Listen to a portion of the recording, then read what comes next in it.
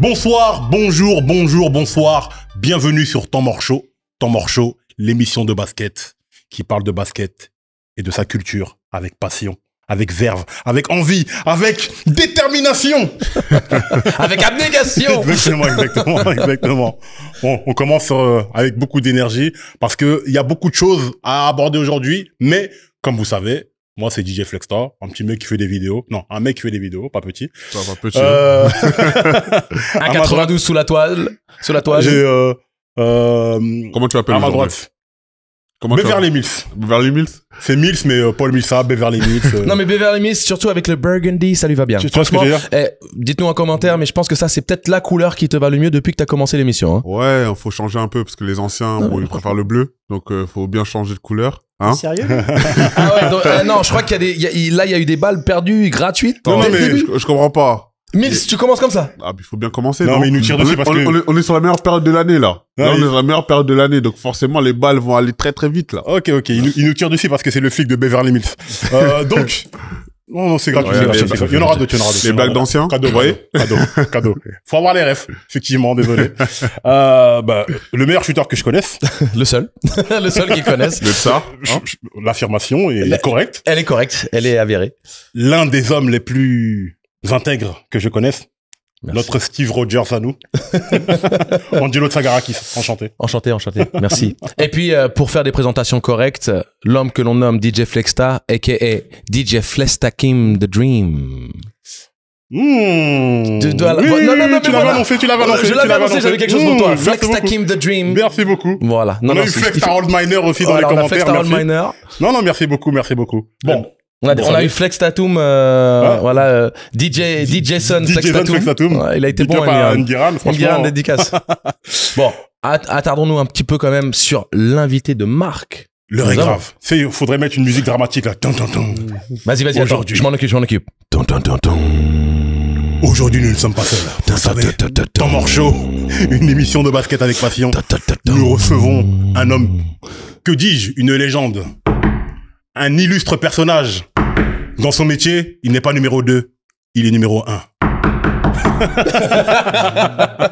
C'est l'unique, c'est le grand Jamil qui est avec nous. Jamil Rouissi, mais c'est Jamil pour les intimes. On peut quand même. Voilà. Merci de m'accueillir. Je savais pas qu'il y avait autant de joie sur les costumes. Non, mais c'est la première fois que Mills est arrivé habillé de manière accordée et appropriée pour cette émission, donc on te félicite. Regardez-les carrément. Il est congolais. Ne le cherchons pas sur ce terrain-là. Ne le cherchons pas sur ce terrain. Apparemment, les Grecs veulent rentrer sur notre terrain, mais bon, on en parlera plus tard. Ah ouais, les Grecs, on est loin. En tout cas, c'est une grande joie d'être parmi vous parce que voilà, j'ai su que vous lanciez un petit peu votre média et je pense que ça sera pas qu'un temps mort. Ça sera plus qu'un show. Merci beaucoup. Non, mais on vous a dit, l'homme a un esprit très très vif. Non, mais si on prenait quand même une petite minute pour présenter le CV. On parle d'un homme qui a fait 15 54. C'est ça. 12 All-Star Games LNB. Tout à fait. Plus de 2000 matchs LNB de Pro B. Ça fait quoi, 20 ans, 25 ans de carrière? 28 ans de carrière. 28 ans de carrière en tant que speaker, maître de cérémonie depuis dans les salles. Depuis le 6 septembre 97, un certain Levallois-Saint-Brieuc. Waouh. Saint-Brieuc. Oui. Aïe.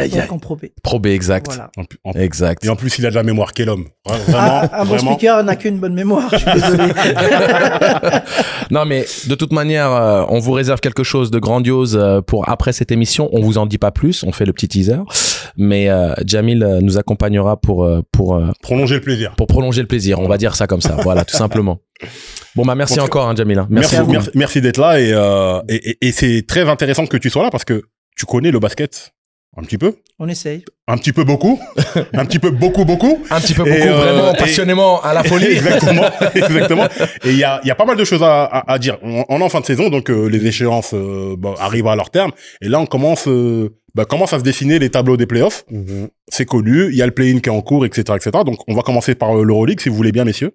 L'Euroleague. Ouais.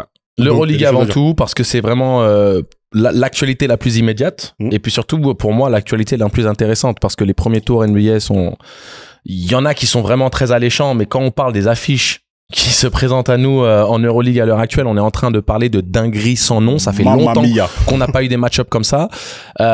Énormément d'incertitudes. 2 équipes françaises encore impliquées dans le tableau playoff.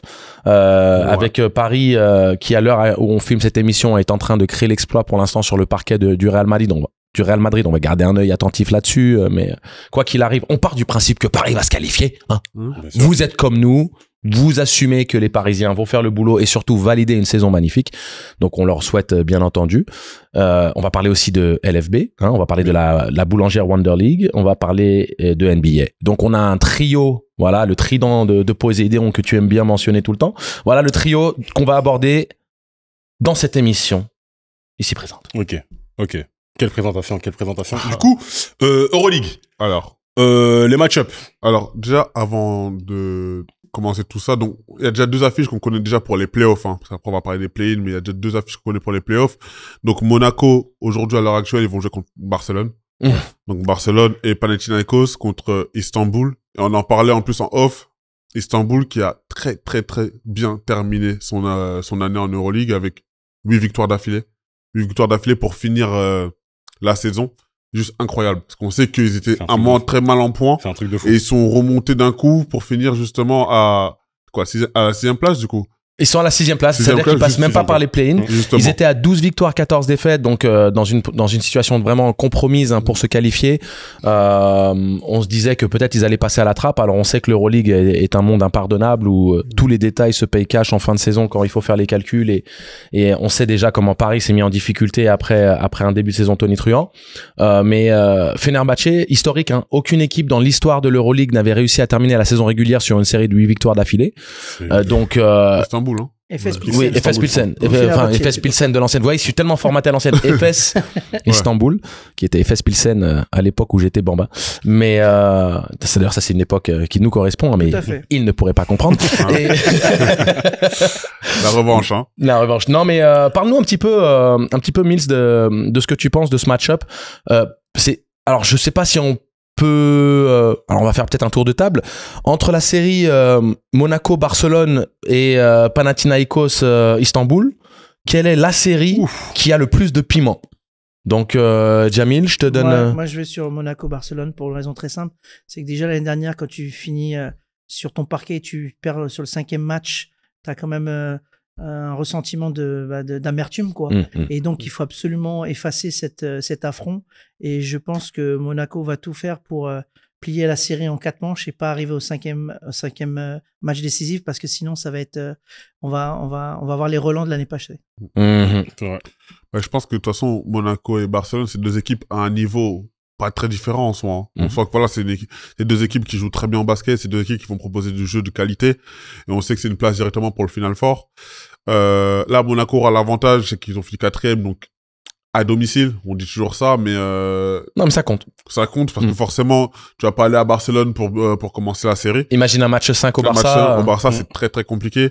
Donc là, il y a quand même beaucoup de chances de voir Monaco au Final Four, ou ce qu'on espère en tout cas.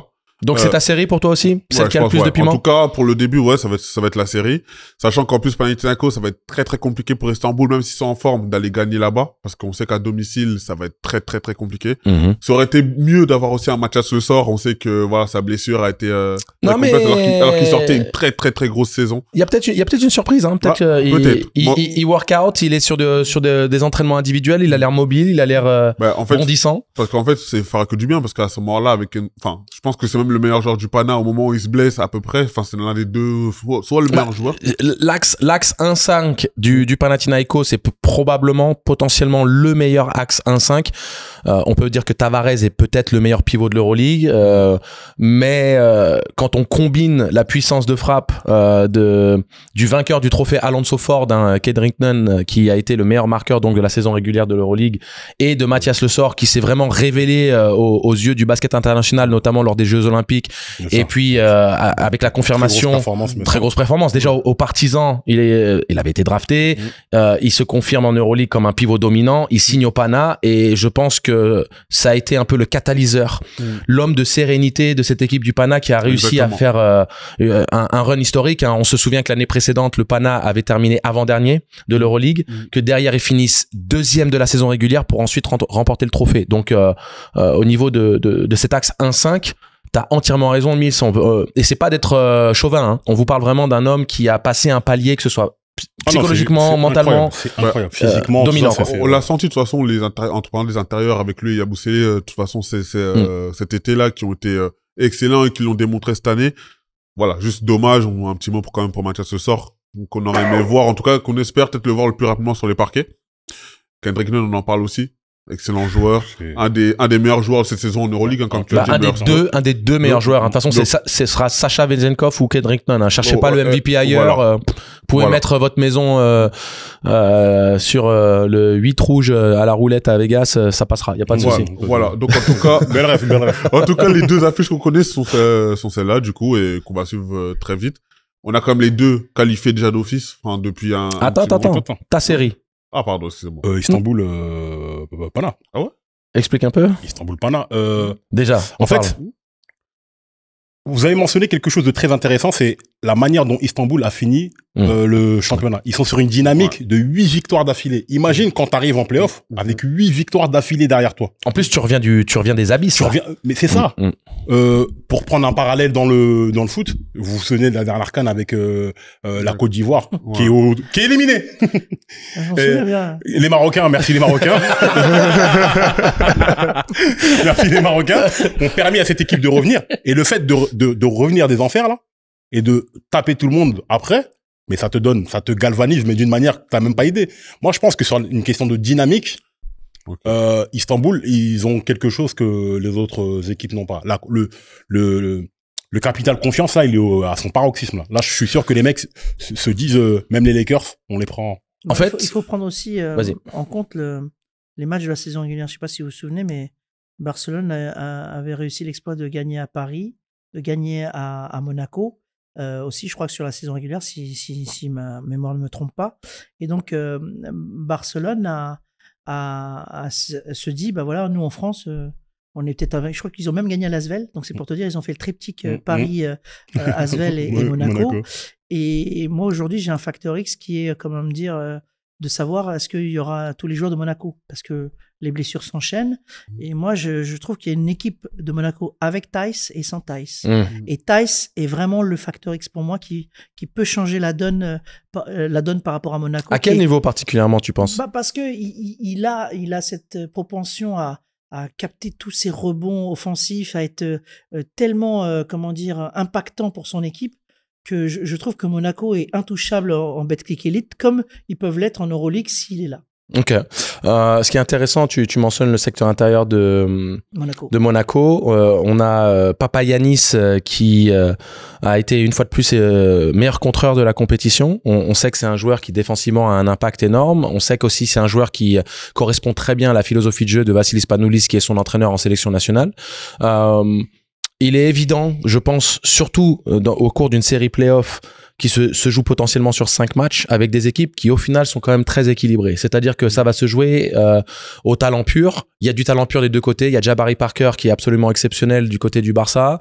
Il y a Mike James, bien entendu, qui alors que les gens se disaient peut-être qu'il y a un ralentissement au niveau du rythme, rien de tout ça. Il est dans le top 4, top 5 au niveau du nombre de points créés. Je crois qu'il est 3e ou 4e au niveau du nombre de points créés sur la saison. C'est incroyable. Avec points marqués et passes décisives. Donc c'est super intéressant de se projeter un petit peu sur un match-up qui au final peut tourner dans un sens ou dans l'autre. Donc peut-être que ça se jouera sur qui va être en capacité de faire un coup à l'extérieur et d'assurer le boulot à la maison. Moi, ma série, les amis, alors je vais pas être dans quelque chose de très surprenant, ça va être Panathinaikos FS Istanbul. Plusieurs raisons. On parle déjà d'une opposition gréco-turque qui sent le soufre. Vous pouvez parler de OM PSG au foot. Paris contre le Sud, culturellement il y a un problème. Mais quand vous parlez de Grèce contre Turquie, vous êtes en train de parler de deux pays qui sont encore en guerre à l'heure actuelle. On parle de beaucoup de conflits dans le monde, mais il y a encore une zone de friction militarisée entre la Grèce et la Turquie. Croyez-moi qu'au niveau des instances des clubs respectifs, ça joue énormément. On parle de Istanbul et d'Athènes. Il y a énormément de rivalité. On parle de deux institutions du basket Euroleague, du basket européen et du basket international. On parle d'une équipe qui a gagné 2 Euroleague d'affilée sous les ordres d'Ergin Ataman, qui coach désormais le Panathinaikos, qui vient tout juste de gagner l'Euroleague. Donc, il y a l'affectif. Est-ce que Ataman va être impacté? Est-ce que Ataman va être en capacité de mettre tout ça de côté? C'est aussi sa série, hein. C'est une série où, au niveau du storytelling, Ataman qui est en mode reconquête, Ataman qui joue contre son ancien club avec qui il a gagné 2 Euroleague, Ataman qui est turc et qui joue contre une institution de son pays, sachant qu'il est aussi l'entraîneur de la sélection nationale. Il y a le match-up où le Panathinaikos a alterné le bon et le moins bon sur les 10 derniers matchs. Ils ont fait le nécessaire pour s'assurer le top 4, mais ils n'ont pas non plus montré une sérénité absolue. Ils perdent à la maison contre Paris. Donc, quand on pense à comment TJ Shorts ou Nadir Rifi et consorts ont réussi à semer la zizanie dans la défense du Pana, imaginez un Shane Larkin on va dire dans la redécouverte de ses qualités et dans la plénitude de son basket. Et avec la confiance de la série qu'ils viennent de faire. Et avec la confiance. Donc, pour moi, en fait, moi qui suis, je l'espère, avec un final fort, avec une finale d'Euroleague Olympiakos-Panathinaikos qui n'a jamais eu lieu dans l'histoire. Et nous méritons une finale Olympiakos-Panathinaikos. Non seulement pour l'histoire, mais aussi pour ce que ça créerait comme atmosphère. Ça, c'est l'appel Hélène. Non, mais ça, c'est... la soleil, olé. Bon, donc... Ça y est, c'est parti. Donc, non, on l'a perdu. Bon, voilà. Donc, je veux cette finale. Mais... j'ai peur pour mon Pana. Alors moi, j'ai peur pour mon Pana. Je vais te rassurer tout de suite. L'émission sera enregistrée. Je te prédis un sweep. 3-0 pour le Pana. Wow. Un sweep. Ah ouais, je vais être très clair avec toi parce que à un moment donné, les séries c'est bien, mais à un moment donné, les playoffs c'est autre chose. Et je peux t'assurer que quand Pana était en mode playoff, il y a personne qui peut arrêter le Pana. Il y a que le Pana qui peut s'arrêter tout seul. Parole d'évangile. Jamais Ok, bah écoutez, on verra. Voilà, c'est dans la boîte. Donc voilà, il y a rien de. Moi, je pense quand même que. Sweep, quand même, t'es méchant. Ah ouais. Je suis très méchant. Non, mais par contre, si le Pana procède à faire le sweep. Et puis, quand on commence par 2-0, tu vas penser à moi tout de suite direct. Voilà, c'est tout. Mais moi, je pense que la série va potentiellement aller en 5 matchs. Okay. Parce que je pense que l'avantage du terrain, avec une équipe du Pana qui, dans l'absolu, n'a pas montré des dispositions défensives sur ces dernières semaines, qui me donnent suffisamment confiance qu'ils seront capables de sweeper. Je pense qu'ils ont... On est bien d'accord sur le format 2 à domicile. 2-2-1. 2-2-1. Ouais. 3-0. Right. Vous l'avez entendu? Le bonhomme a parlé. Ok, bon, bah, donc j'aime beaucoup. Il s'appelle Jamil, hein. On mettra ses liens vers ses réseaux sociaux. Si vous frottez la lampe, il y a 3 victoires d'affilée du Pana qui sortent. Bon. Ok, bah, écoutez. Donc on a fait ces 2 séries. On a fait la série phare. On se projette un petit peu sur également ce qui se passe du côté de l'Olympiakos qui potentiellement peut se retrouver matché avec Paris ou le Real, et du Fenerbahçe qui peut potentiellement se retrouver matché avec une des 4 équipes. En plus, je suis en train de vous parler du Real et de Paris, c'est sûr qu'il y en a une. Mais de toute façon, dans tous les cas, le Fenerbahçe, c'est soit le Real, soit le Real, soit Paris, hein, dans tous les cas, parce que du coup, c'est 7 et 8e. Donc là, ce serait Bayern ou Belgrade. Oui, et Belgrade ou Belgrade qui se retrouverait matché avec le perdant du match Paris-Madrid. Ouais, exactement. Coup, donc déjà, Olympiakos, Fenerbahçe, c'est les 2 équipes qui ont mieux géré leur saison, hein, tout simplement. Voilà. Olympiakos qui a, on va pas dire survolé, mais presque dès qu'ils ont pris la première place, à partir de ce moment-là, ils ont plus lâché. Donc je pense que quand on regarde cette saison-là, on va pas dire de grands favoris parce qu'on sait jamais avec l'Euroleague, le format, etc. Mais en tout cas, ils font partie des favoris. Donc l'équipe qui va jouer contre Olympiakos, bon courage. Parce que je pense que quand on parle de sweep, l'équipe qui va les avoir là, que ce soit le Bayern, que ce soit le Real, que ce soit Paris, Belgrade, ça va être très très compliqué déjà de prendre 2 matchs à domicile là-bas. On sait qu'il y a la fatigue, la fatigue va un peu jouer. Directement, vous allez là-bas. On sait que c'est compliqué. Fenerbahçe aussi, ça va être très très compliqué sur le Real ou Paris. Tu vois une équipe du play-in capable de venir spoiler, faire la surprise énorme de sortir un des deux gros. Mais t'imagines Fenerbahçe ou Olympiakos perdre 3 matchs avant d'aller au Final Four, c'est déjà... Non. Pour moi, c'est un match maximum. Alors, vous vous souvenez du match Olympiakos-Paris? Paris a perdu d'1 point à Olympiakos. Ouais. Donc, j'ose imaginer si Paris... Attends, tu parles Olympiakos-Paris en saison régulière à l'Olympiakos? Oui. Non, Paris a gagné. Paris a gagné. Donc, Paris a gagné. C'est contre le Pana qu'ils sont perdus d'1 point. Exact. Et ben, donc, pour le coup, ça légitime encore plus ce que je voulais dire.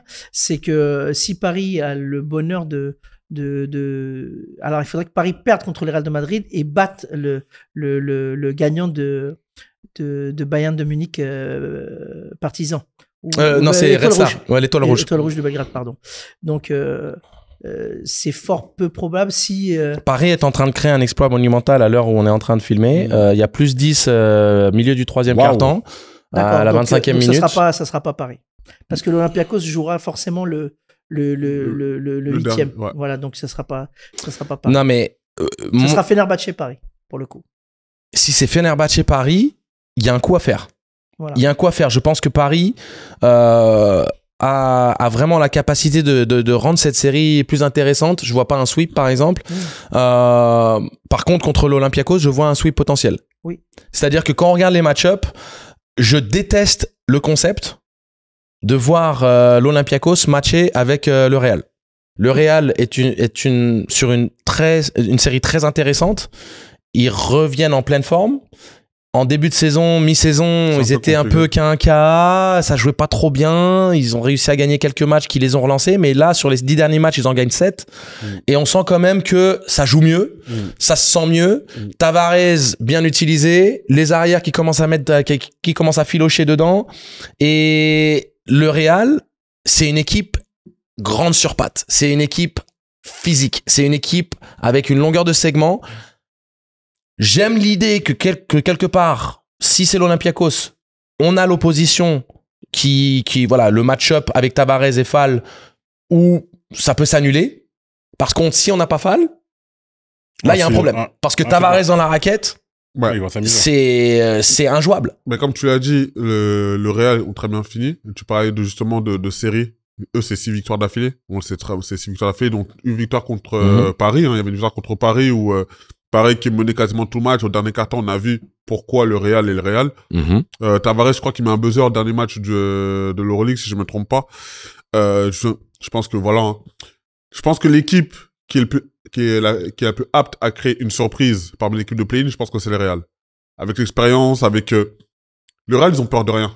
Paris, ils ont rien à perdre. Paris sont vraiment dans une optique, ils ont rien à perdre. Ils ont déjà réussi leur saison pour beaucoup. Exactement. On les voyait pas arriver là, play-in, et là, si encore ils vont en play-off, c'est encore du bonus. Le Real, ils sont habitués. C'est quelque chose qu'ils connaissent déjà. Ils savent que, même si on sait que la saison n'a pas été très très simple pour eux, hein, on sait, au bout d'un moment, c'était milieu de tableau. Là, ils sont remontés très fort à la fin. Mais justement, à la fin, on a vu que le Real connaissait ce genre d'enjeu-là. Que le Real, justement, même s'ils ont affronté des équipes un peu plus faibles en fin de saison, quand j'ai vu un peu le calendrier, mais ça reste le Real. Et pour moi, que ce soit Olympiakos, Fenerbahçe, je pense que ces deux équipes-là, hein, qui ont fini de première du classement, ne veulent pas avoir le Real contre eux au premier tour. Parce qu'en fait, même s'ils gagnent, l'équipe du Real, ça va être une équipe qui va t'épuiser. Ça va être une équipe qui va te fatiguer et on n'est jamais à l'abri d'une surprise. La surprise, tu l'as eu, le Real est la seule équipe de l'histoire de l'Euroleague à avoir gagné un match 5 à l'extérieur. Donc, et surtout après avoir été mené 2-0. C'est-à-dire que le Real de Madrid, avec cette histoire, t'imagines, moi je me souviens, je me disais, mais franchement, faut être vraiment très fort dans sa tête. Quand Sergio Llull il voit perdu pour perdu, il provoque la bagarre. Et en provoquant la bagarre, il y a il y a Yabusele qui est éliminé. Il y a le meilleur joueur en face de Belgrade qui est éliminé, etc. Ils perdent la série contre Belgrade. Mais le contexte, tu sais, je veux quand même atténuer un petit peu ce storytelling là parce que le contexte dans lequel ils remontent cette série se fait quand même sur une absolue dinguerie. C'est-à-dire que on se souvient du plaquage. Tu élimines le meilleur joueur. C'est ça. adverse, avec une sanction assez minimum par rapport à la profondeur de banc que possède un Real Madrid en comparaison aux Partisans à ce moment-là. Ils avaient aucune solution pour punter, qui était vraiment non seulement inarrêtable, mais incandescent, pleine confiance, injouable, maître de ses décisions dans le jeu, une sérénité absolue. Et derrière, en plus dans l'atmosphère de Belgrade qui est une des atmosphères les plus indescriptibles qui existent au niveau du basket mondial. Je parle vraiment du basket mondial. Tu peux parler du Pana, tu peux parler de l'Étoile Rouge et du Partizan du côté de Belgrade, et puis après tu mettras l'Olympiakos et les clubs turcs. Mais vraiment, quand tu parles du Partizan, je pense que c'est ce qu'il y a de plus indescriptible. Et donc, tu as entièrement raison, mais quand même, la manière dans laquelle ça s'est produit, pour moi, c'est pas autant sportivement qu'un concours de circonstances. Oui, tu vois, parce que ça aurait été sportivement, j'aurais dit oui. Mais là, après, mais il y a le déclic. Il y a le déclic. Mais il y a un axe 1-5 avec Campazzo et Tavares à la même échelle que tu peux parler d'un Kendrick Nunn et Le Sort, mais Le Sort n'est pas là. Et donc, c'est là où le Real Madrid a quand même cette dynamique actuelle qui fait peur. C'est pour ça que quand je vous dis, si jamais on a le malheur que je parle pour l'Olympiakos et le bonheur que Paris fasse un exploit, valide d'ores et déjà son ticket pour jouer avec une équipe avec laquelle je pense qu'elle matche mieux. Elle matchera beaucoup mieux athlétiquement parlant avec le Fenerbahçe qu'avec l'Olympiakos. Paris n'a pas la densité dans la raquette sur une série de 5 matchs de tenir le match-up sous le panier.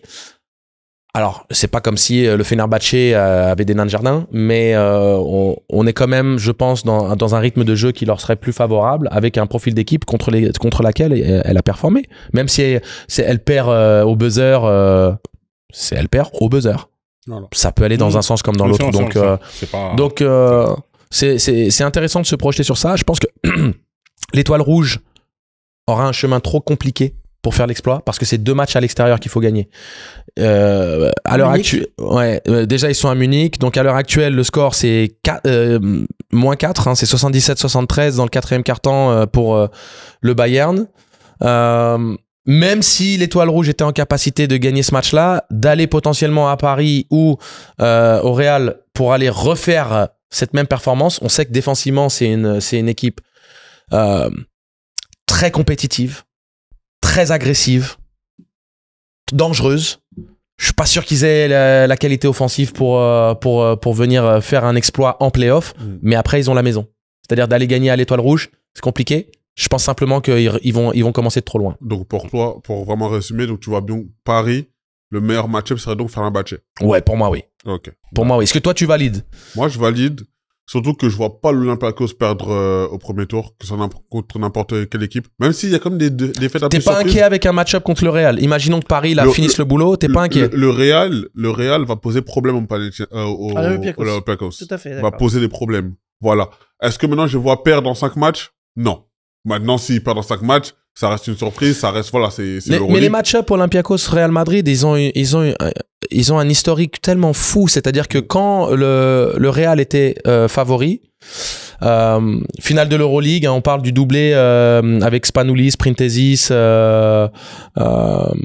coach Sferopoulos, coach Barzokas, on parle du Real Madrid injouable avec Rudy Fernandez, avec Llull qui était dans son prime absolu, et ils sont à -20 en finale.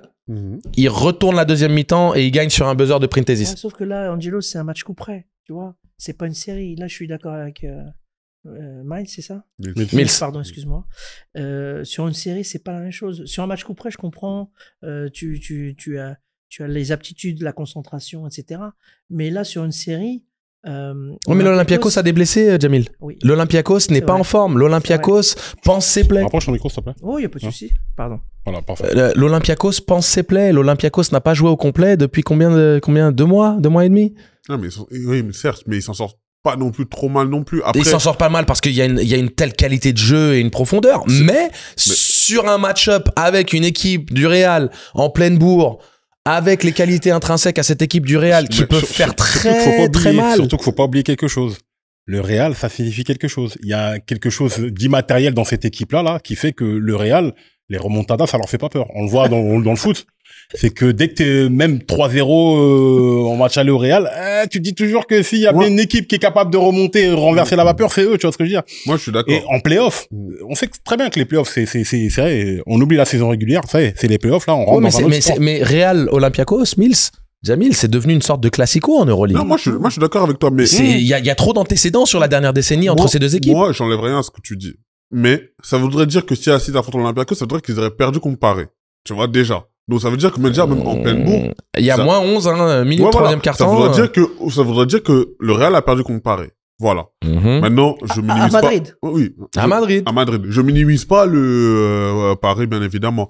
Mais l'Olympiakos, pour moi, comme on dit depuis tout à l'heure, perdre 3 matchs. Donc ça veut dire 3 matchs, donc 1 à domicile. Il faudrait qu'ils en perdent 1 à domicile, voire même 2. Enfin, il faudrait qu'ils en perdent 1, voire 2 à domicile. Je vois un peu ça compliqué. Hein. Moi, personnellement, ce serait compliqué. Parce qu'en fait, regarde, tu pars sur 2 matchs à l'extérieur. Donc, Madrid font 2 matchs à l'extérieur, donc 2 matchs à domicile, et un match à l'extérieur s'il y a Game 5. Pour moi, ça voudrait dire que l'Olympiakos raterait peut-être 2 de leurs matchs à domicile. Non, moi, je vois pas ça. Moi, je vois vraiment que l'Olympiakos gagnera 3-1, voire 3-2 max. Oui, mais toi, tu oublies que le Real est tout à fait capable de gagner un des 2 premiers matchs sur le parquet de l'Olympiakos. Non. Et derrière, faut aller gagner à l'extérieur. Et d'aller gagner au Real, c'est pas facile. Non, même si pour l'instant, Paris est en train de nous montrer la voie. Il n'y a pas de problème. Mais si l'Olympiakos joue contre Madrid, je vois quand même un 3-1, 3-2. Voilà. Mais en tout cas, ce serait des affiches d'absolue folie. Parce que Paris-Fenerbahçe, ça sent le soufre, ça va être explosif, une série offensive comme on les aime. Barça-Monaco, on vous présente pas le talent présent sur le parquet, c'est trois des cylindrés avec le Panathinaikos où le talent, le vivier de talent pur au sein des effectifs est je pense le plus élevé. Et puis après Panathinaikos Fenerbahçe, j'ai envie de dire vous faites rarement mieux pour des quarts de finale Euroleague avec du storytelling, avec des match-up fous, des enjeux assez particuliers et surtout des histoires qui peuvent tourner dans un sens ou dans l'autre selon des match-up clés ou des dynamiques clés ou un état de forme d'un joueur. C'est vraiment disputé, c'est vraiment. Si j'étais taquin, je te dis il manque que le CSKA Moscou dans tout ça. C'est tout. C'est ça la réalité. C'est-à-dire qu'à un moment donné, si tu veux le gratin du gratin. Là-dessus, on est d'accord, Jamil. Enfin voilà quoi. Je veux dire, j'ai l'impression que c'est déjà des Final Four.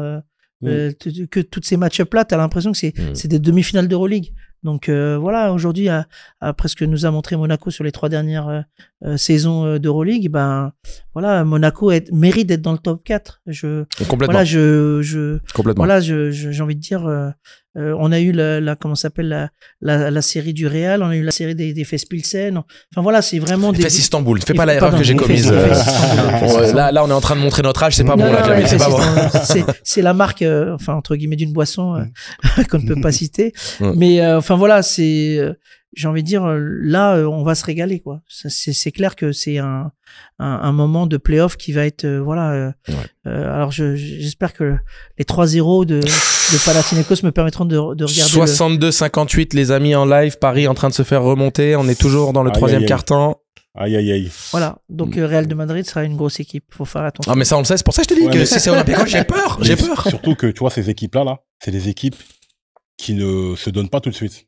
Elles savent monter en puissance. Et le problème psychologiquement, ce que ça fait à l'adversaire, c'est que tu dis, on les tient plus. Et ça, ils nous passent devant. Et justement, c'est là où, parce qu'on a parlé de si le Madrid affrontait Olympiakos, mais si justement Paris affronte justement Fenerbahçe qui est 2e du coup, là, la surprise, je la vois beaucoup plus. Ouais, elle est plus concevable pour toi. Donc, plus concevable de voir Paris taper le Fener que de voir le Madrid taper l'Olympiakos. Plus concevable pour moi de voir par exemple. C'est ce que je te demande. Est-ce que pour toi c'est plus concevable de voir un upset, une grosse surprise avec Paris qui tape le Fener que de voir donc à ce moment-là Real taper Olympiakos? Pour moi, oui. Tu signes. Je signe. C'est ta dernière bafouille.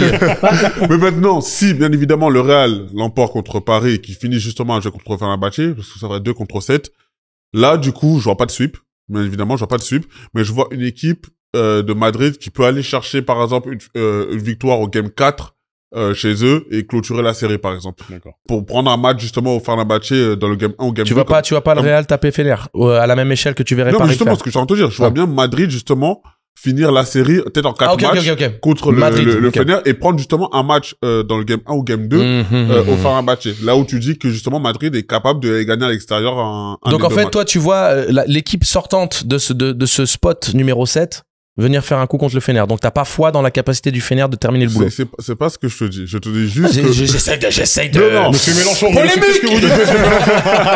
Non, polémique. Je dis juste pour conclure tout ça. Les gars, je pensais pas que vous allez mettre de la politique là-dedans. C'était très fort. Franchement, bravo. Non. T'es mort. Allez, continue le show. Bon, ça, dans tous les cas, on verra de très belles affiches. Mais en tout cas, je pense qu'en tout cas, l'Olympiakos passera au Final Four. Le Fenerbahçe, j'espère aussi passera. Mais je pense que Madrid ou Paris, ou c'est un des deux de toute façon, mettra plus en difficulté le Fener que l'Olympiakos. Ok. J'ai une question chaude. Et je pense qu'on pourra clôturer notre section Euroleague sur ça. Exactement. Est-ce que vous pensez que pour la première fois, on aurait les 4 premiers siège de ce tableau final des playoffs, de ce top 10 qui est un top 8 une fois les play-in terminés. Est-ce que vous pensez que pour la première fois, on aura l'équipe classée numéro 1, 2, 3, 4 de la saison régulière qui se retrouveront au Final Four? Moi, je dis oui. Tu penses que c'est l'année? Oui, c'est l'année. Je pense aussi. C'est l'année? Ouais, c'est fort possible. Après ce qu'on a vu cette année en Euroleague, c'est fort possible. Après, bien évidemment, ce sera des affiches très serrées. Parce qu'on sait que quasiment tout le monde a battu tout le monde cette année. Il y a eu beaucoup de victoires de gauche à droite. Il n'y a pas une équipe qui a totalement dominé la saison. Donc, je pense que c'est possible. En tout cas, là, par contre, on verra peut-être un des meilleurs Final Four de tous les temps. Oui, parce qu'on va avoir Olympiakos Panathinaikos en finale. Voilà. Tout va bien. C'est l'année! On en a besoin. Vous comprenez pas? On en a besoin. Je vous le promets. Le jour où vous verrez une finale Olympiakos Panathinaikos en Euroleague, vous allez voir un tremblement de terre se dérouler, se passer. Il y a les murs qui vont se secouer chez vous. Je sais une chose, c'est que lui, il aura une place, pas moi. Ça, c'est sûr. Non. Il est franco-grec encore. Dans mon cas, bon, Tsagarakis, je pense que vous avez tout de suite... Ça sonne pas malien. Je pense pas. Mon prénom, c'est Djibril. Donc, ok, on est bon pour l'Euroleague. Voilà, c'est bon. Passons à la Ligue féminine maintenant. Oui, qu'on appelle la boulangère. Parce que c'est le naming, le partenaire naming. La boulangère. Voilà. Wonder ne faites League. pas de mauvais procès, s'il vous plaît. Voilà. Mais il faut dire la boulangère. Puisque la boulangère, c'est le nom. Ouais. Faut pas faire la réduction la boulangère. Ouais, c'est la boulangère. La boulangère Wonder League. Meilleur championnat d'Europe. Oui. Au niveau du basket féminin. Oui. À chaque fois que je vous parle de ça, notamment sur Sport en France, où je commente l'intégralité de la saison avec Lucas Nico et Lucien Jahan et Fred Weiss, donc dédicace à Sport en France, je pense qu'il est la chaîne numéro 1 du sport féminin, faut le dire tout simplement, foot, handball, volley, basket, sur Sport en France, vous avez eu ou vous avez encore toute l'exposition du sport féminin que vous n'avez pas sur d'autres médias, donc chapeau. Moi j'ai un argument pour toi. Parle-nous, Jamil, dis-nous tout. C'est simple, quand tu as Villeneuve d'Ascq qui est championne d'Europe de l'Eurocup, qui fait même pas partie des 8 des playoffs, et qui est championne d'Europe, oui, on a le meilleur championnat d'Europe féminin. C'est relevé à ce point-là. C'est pour te dire. C'est pour te dire quand t'es championne d'Europe. Non, mais t'imagines, l'équipe est championne d'Europe, et bravo à Villeneuve d'Ascq, bravo aux guerrières, parce que je suis très fier et très heureux d'avoir vu ce titre d'Eurocup. Après, quand tu perds ton coach en milieu de la saison, bravo aussi à Rachid Méziane, premier coach français à aller en WNBA. Jamil, rappelle le contexte, parce que c'est quand même quelque chose d'absolument... comment dire championne de France en titre. Oui, mais c'est quelque chose qui ne s'est jamais produit par le passé. On n'a pas de parallèle possible à faire dans aucun championnat qu'on connaisse. C'est-à-dire qu'en cours de saison, le coach, l'entraîneur, champion de France en titre, quitte le club, non pas parce qu'il se fait limoger pour mauvais résultats, mais parce qu'il est tellement bon qu'il s'est fait recruter par une franchise de WNBA, donc un WNBA WNBA quoi. C'est surtout ce qui est génial, c'est que Rachid Méziane est quand même champion d'Europe avec la sélection belge en titre. Oui. Il est qualifié pour les Jeux Olympiques. Il finit malheureusement la pire des places, la 4e. Il manque la médaille de bronze pour pas grand-chose. Et derrière, il se retrouve avec le match des champions, si je puis dire, l'équivalent féminin, où il a pratiquement la moitié de son effectif qui est blessé. Donc il perd ce match-là contre l'Asvel, je crois, de 20 points. Et ou Bourges, je me souviens plus qui a gagné ce match-là. Mais en tout cas, dès l'entame de la saison, il commence avec 8 défaites consécutives. Donc il a 0-8.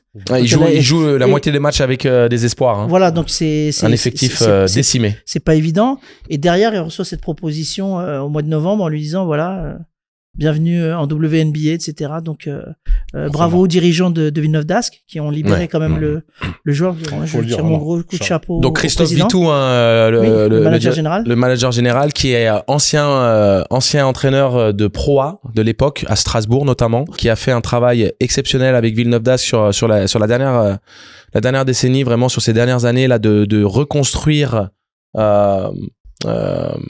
le haut standing du club qui a eu un titre de champion de France il y a 7 ans et qui a donc retrouvé le devant de la scène avec une saison absolument historique, un finale et victoire en finale de Ligue féminine la saison passée, et avec finale de l'Euroleague en parallèle. Oui, c'est vrai. Il y a la finale de l'Euroleague. Il perd contre Fenerbahçe. Il perd contre Fener. Encore eux. Et donc, on se retrouve quand même avec un championnat cette année, le contexte très particulier, mais de penser à avoir le départ d'un coach en plein cours de saison et de devoir remplacer au pied levé Villeneuve d'Ascq qui donc au final partait de si loin qu'elles n'ont pas réussi à rentrer dans les 8, mais elles se sont quand même redressées suffisamment pour ne pas se mettre en danger de descente. Mais on se retrouve donc avec, comme tu l'as dit, les vainqueurs de l'Eurocup qui donc ne font même pas les playoffs de la Boulangère Wonder League. Donc, on se retrouve avec des match-ups quand même très intéressants. On rappelle les 8 équipes qui sont donc qualifiées pour les playoffs. Donc, on a Bourges avec un 19-3. Hein. Voilà, Bourges qui va affronter Tarbes du coup.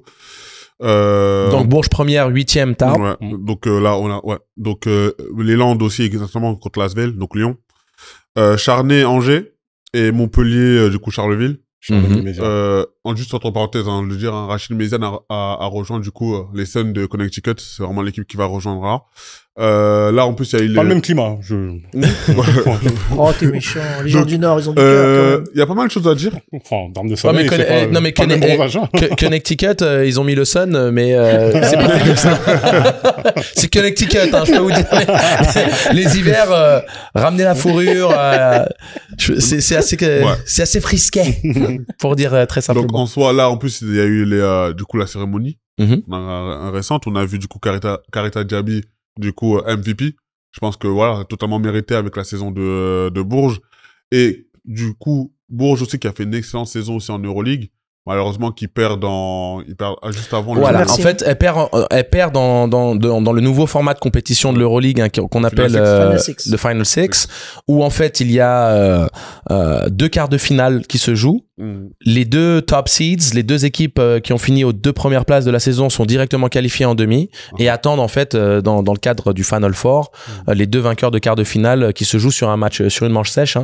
Et Bourges perd dans les derniers instants. Elles étaient à égalité à 2 minutes de la fin. Elles perdent de 7 points. Au final, elles prennent un 7-0 cinglant qui tue tous leurs espoirs de rejoindre le dernier carré. Non, je crois qu'elles perdent contre les championnes en plus. Non, Mersin perd en finale. Mersin, voilà, les Turcs de Mersin qui perdent en finale. Contre Valeriana Yayi qui joue à Prague. Voilà, c'est Prague qui est devenue championne d'Europe. Et justement là, parce qu'en plus j'ai vu le match, la finale, en plus Valeriana Yayi qui fait un très très très gros début de match. Il y a eu beaucoup de joueuses françaises qui ont excellé justement dans l'Euroleague cette année. Imagine rien que dans le 6 dans le 5 de... Non, mais imagine le dernier tableau. Le dernier tableau. En finale, il y avait 6 françaises. Voilà. Ouais.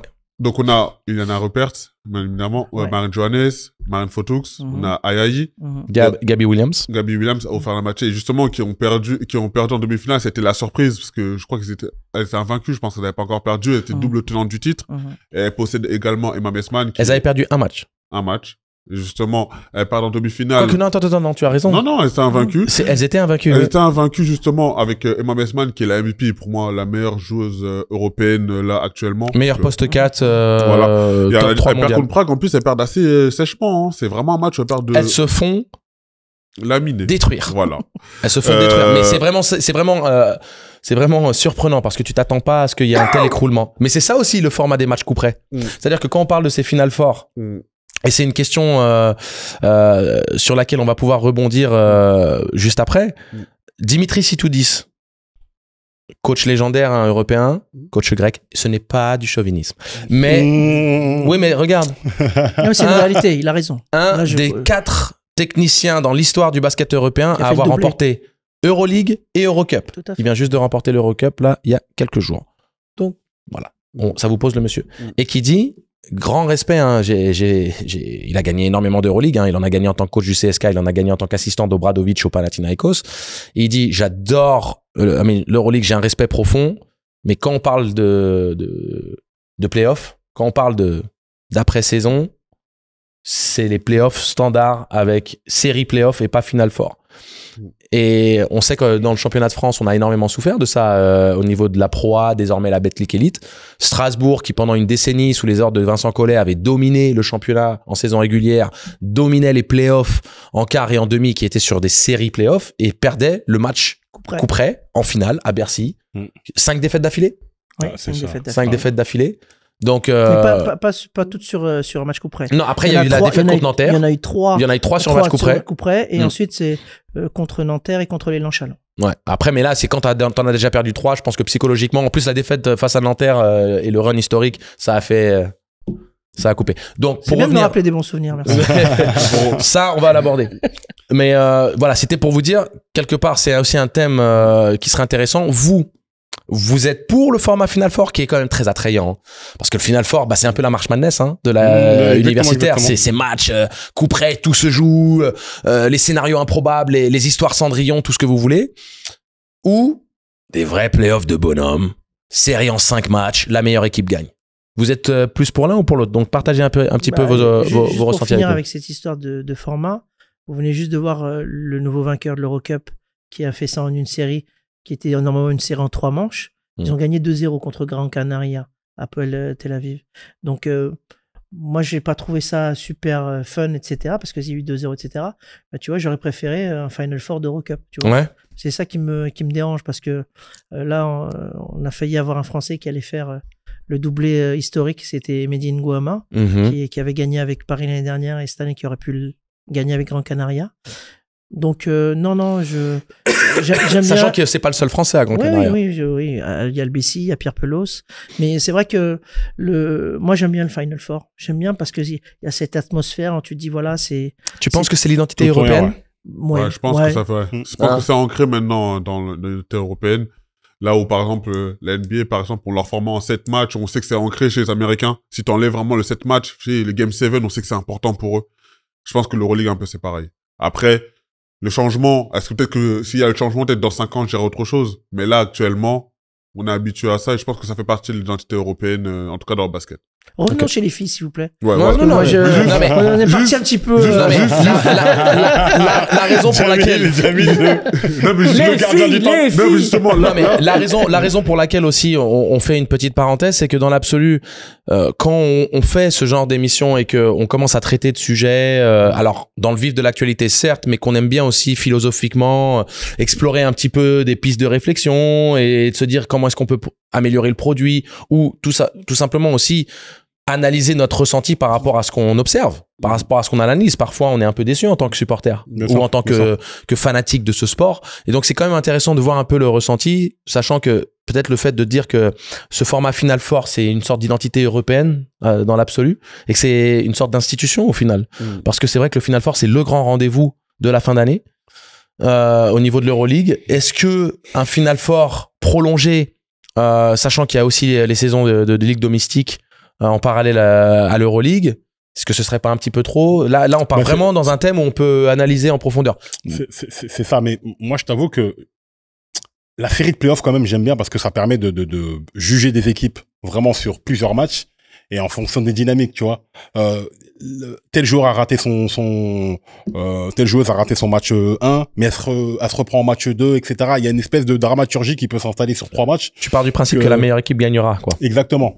Mais je trouve ça plus intéressant de voir ça sur 3 matchs, parce qu'il y a la lutte psychologique aussi qui s'installe dans une série. Là où sur un match coup près, c'est un mauvais soir où rien ne rentre, voilà, t'as perdu, alors que t'es le meilleur. Tu vois ce que je veux dire? Si on fait le rapprochement avec Paris, je souhaite que Paris soit au Final Four. Si Paris est au Final Four, je sais que Paris va loin. Pourquoi? Parce que le problème des séries, c'est qu'est-ce que t'as sur le banc? Est-ce que tu as un gros effectif ou pas, tu vois? Et c'est ça le problème. Alors que quand Paris mise tout sur son 5 majeur et que son 5 majeur, il est vraiment performant et qui peut t'aider à aller loin sur un match coup près, t'as plus envie d'aller vers le format Final Four. Alors que si t'as une grosse cylindrée comme l'Olympiakos, etc., qui peut, même avec les blessures, tu l'as bien vu, ils ont resté premiers. Et donc, ça te permet de gagner les séries en 5 ou en 7 matchs. Donc voilà, c'est en fonction de ce que le manager général a décidé. Est-ce que le format, c'est en série ou c'est en Final Four. Et en fonction de l'effectif que tu as, il y a des effectifs qui sont bons pour les Final Four et d'autres qui sont bons pour les séries. Mais c'est important ce que tu dis, Jamil, là. Tu pointes du doigt quelque chose de très important, c'est penser en amont comment on construit l'effectif. Parce que, monsieur, va falloir coacher, là. Va falloir coacher. Comment t'as construit ton effectif? Est-ce que t'as pris des joueurs? Parce qu'on en connaît des équipes. Et mise tout sur le 5 majeur. Et après, on prend le boulanger ou le videur. Allez, viens jouer avec nous et tout. Et ça, tu le payes à un moment donné. Il faut construire quelque chose de cohérent. Là, il y a une vraie philosophie de club qui doit se créer avec le général manager qui va chercher des profils bien identifiés en fonction des besoins. Dans l'optique d'aller loin dans les playoffs, etc. Tu vois, on voit dans plein d'autres championnats, les gens, quand ils sont court-termistes, c'est jamais bon. Sauf que ça ne marche pas toujours. Regardez les filles. Fenerbahçe avait le plus gros effectif. Et on était sur un format coup près. Elles n'ont pas gagné. Et pourtant, Prague, elles avaient peut-être pas la grosse équipe, la grosse armada, mais c'était cohérent en termes de jeu. Donc c'est pour ça qu'elles sont devenues championnes d'Europe. Donc tu vois, le sport, c'est vraiment une philosophie. Tu peux pas dire tout est écrit d'avance. Et là, en l'occurrence, Fenerbahçe, tout le monde aurait mis son billet dessus parce que c'est la grosse équipe, parce qu'elle est tenante du titre, etc. Mais finalement, regarde, elles ont pas gagné. Et justement, là où je vais en parler, parce que revenons chez les filles, comme tu l'as dit tout à l'heure, faut d'abord aussi féliciter aussi Dominique Malonga. Du coup, là, qui a été drafté deuxième, du coup, chez à WNB cette année. Dans une franchise légendaire, les Seattle Storm. Tu es sérieux? Tu me demandes de féliciter Dominique Malonga? Alors, je t'explique. Moi, si tu me vois souriant aujourd'hui, c'est parce que Dominique Malonga est marraine de mon club, le Mont-Valérien. Donc, s'il y a bien quelqu'un qui est au courant que Dominique Malonga a été choisi seconde à la draft WNBA, je peux t'assurer que là, aujourd'hui, on est fiers d'elle. Le club du Mont-Valérien est fier d'elle. Voilà, elle a été formée chez nous. Je l'ai vue dunker pour la première fois à 14-15 ans. Elle était avec moi au Maroc. On est parti à Essaouira ensemble. On a fait un tournoi U16 avec une équipe qui était Seed Academy de Amadou Galoufal, qui est le président de la Basketball Africa League. Donc Dominique Malonga, voilà, c'est notre pépite, c'est notre marraine et on est fiers d'elle. On est très heureux au club du Mont-Valérien de l'avoir comme marraine et c'est pour ça que j'invite toutes les personnes qui regardent votre émission à soutenir mon club, à soutenir grâce au lien que j'espère que vous allez mettre à la fondation du sport. La fondation du sport. On prend 10%. On prend 10%. Tu peux prendre 10% si t'as 1 million, hein, c'est tout. Mais voilà, à partir de 1 million, on prend 10%. Donc pensez à nous, s'il vous plaît. Mais ce qui est génial avec cette fille, c'est qu'elle a du talent. Elle est déjà vice-championne olympique. Elle a beaucoup d'humour. Je connais sa mère qui connaît aussi Angelo parce que c'était Agathe. Agathe, c'était une ancienne joueuse aussi de la Ligue féminine. Voilà, c'est une Camerounaise d'origine. Elle a vraiment cette j'ai envie même de me dire, j'ai un regret, c'est que sur la finale, elle était tellement crispée des Jeux Olympiques, si elle avait mis ses 2 paniers, peut-être qu'on serait devant, tu vois. Ouais, mais bon, c'est voilà, on peut pas refaire le passé.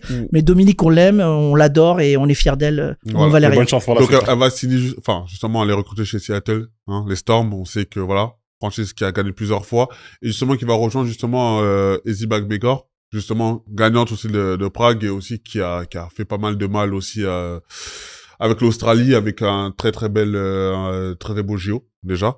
Donc on a hâte de voir ce qui va se passer.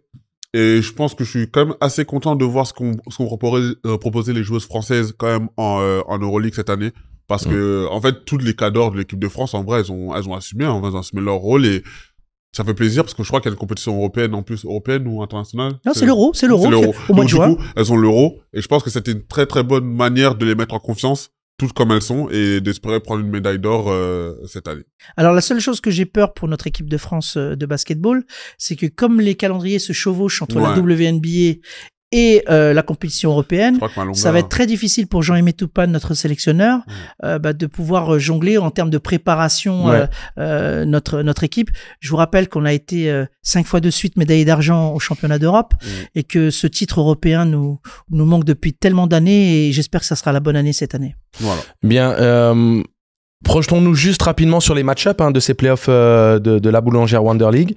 Je pense que du côté de Bourges et de Tarbes, on a parlé justement, tu as mentionné ces équipes qui misent beaucoup sur leur 5 de départ, mais qui manquent de profondeur. Je pense que Tarbes manque de profondeur pour pouvoir venir rivaliser avec Bourges. T'es obligé de parler de Chakoubou. C'est peut-être le dernier match de Chakoubou. Chakoubou, elle a pris sa retraite. Non, mais non, comment dire, excuse-moi.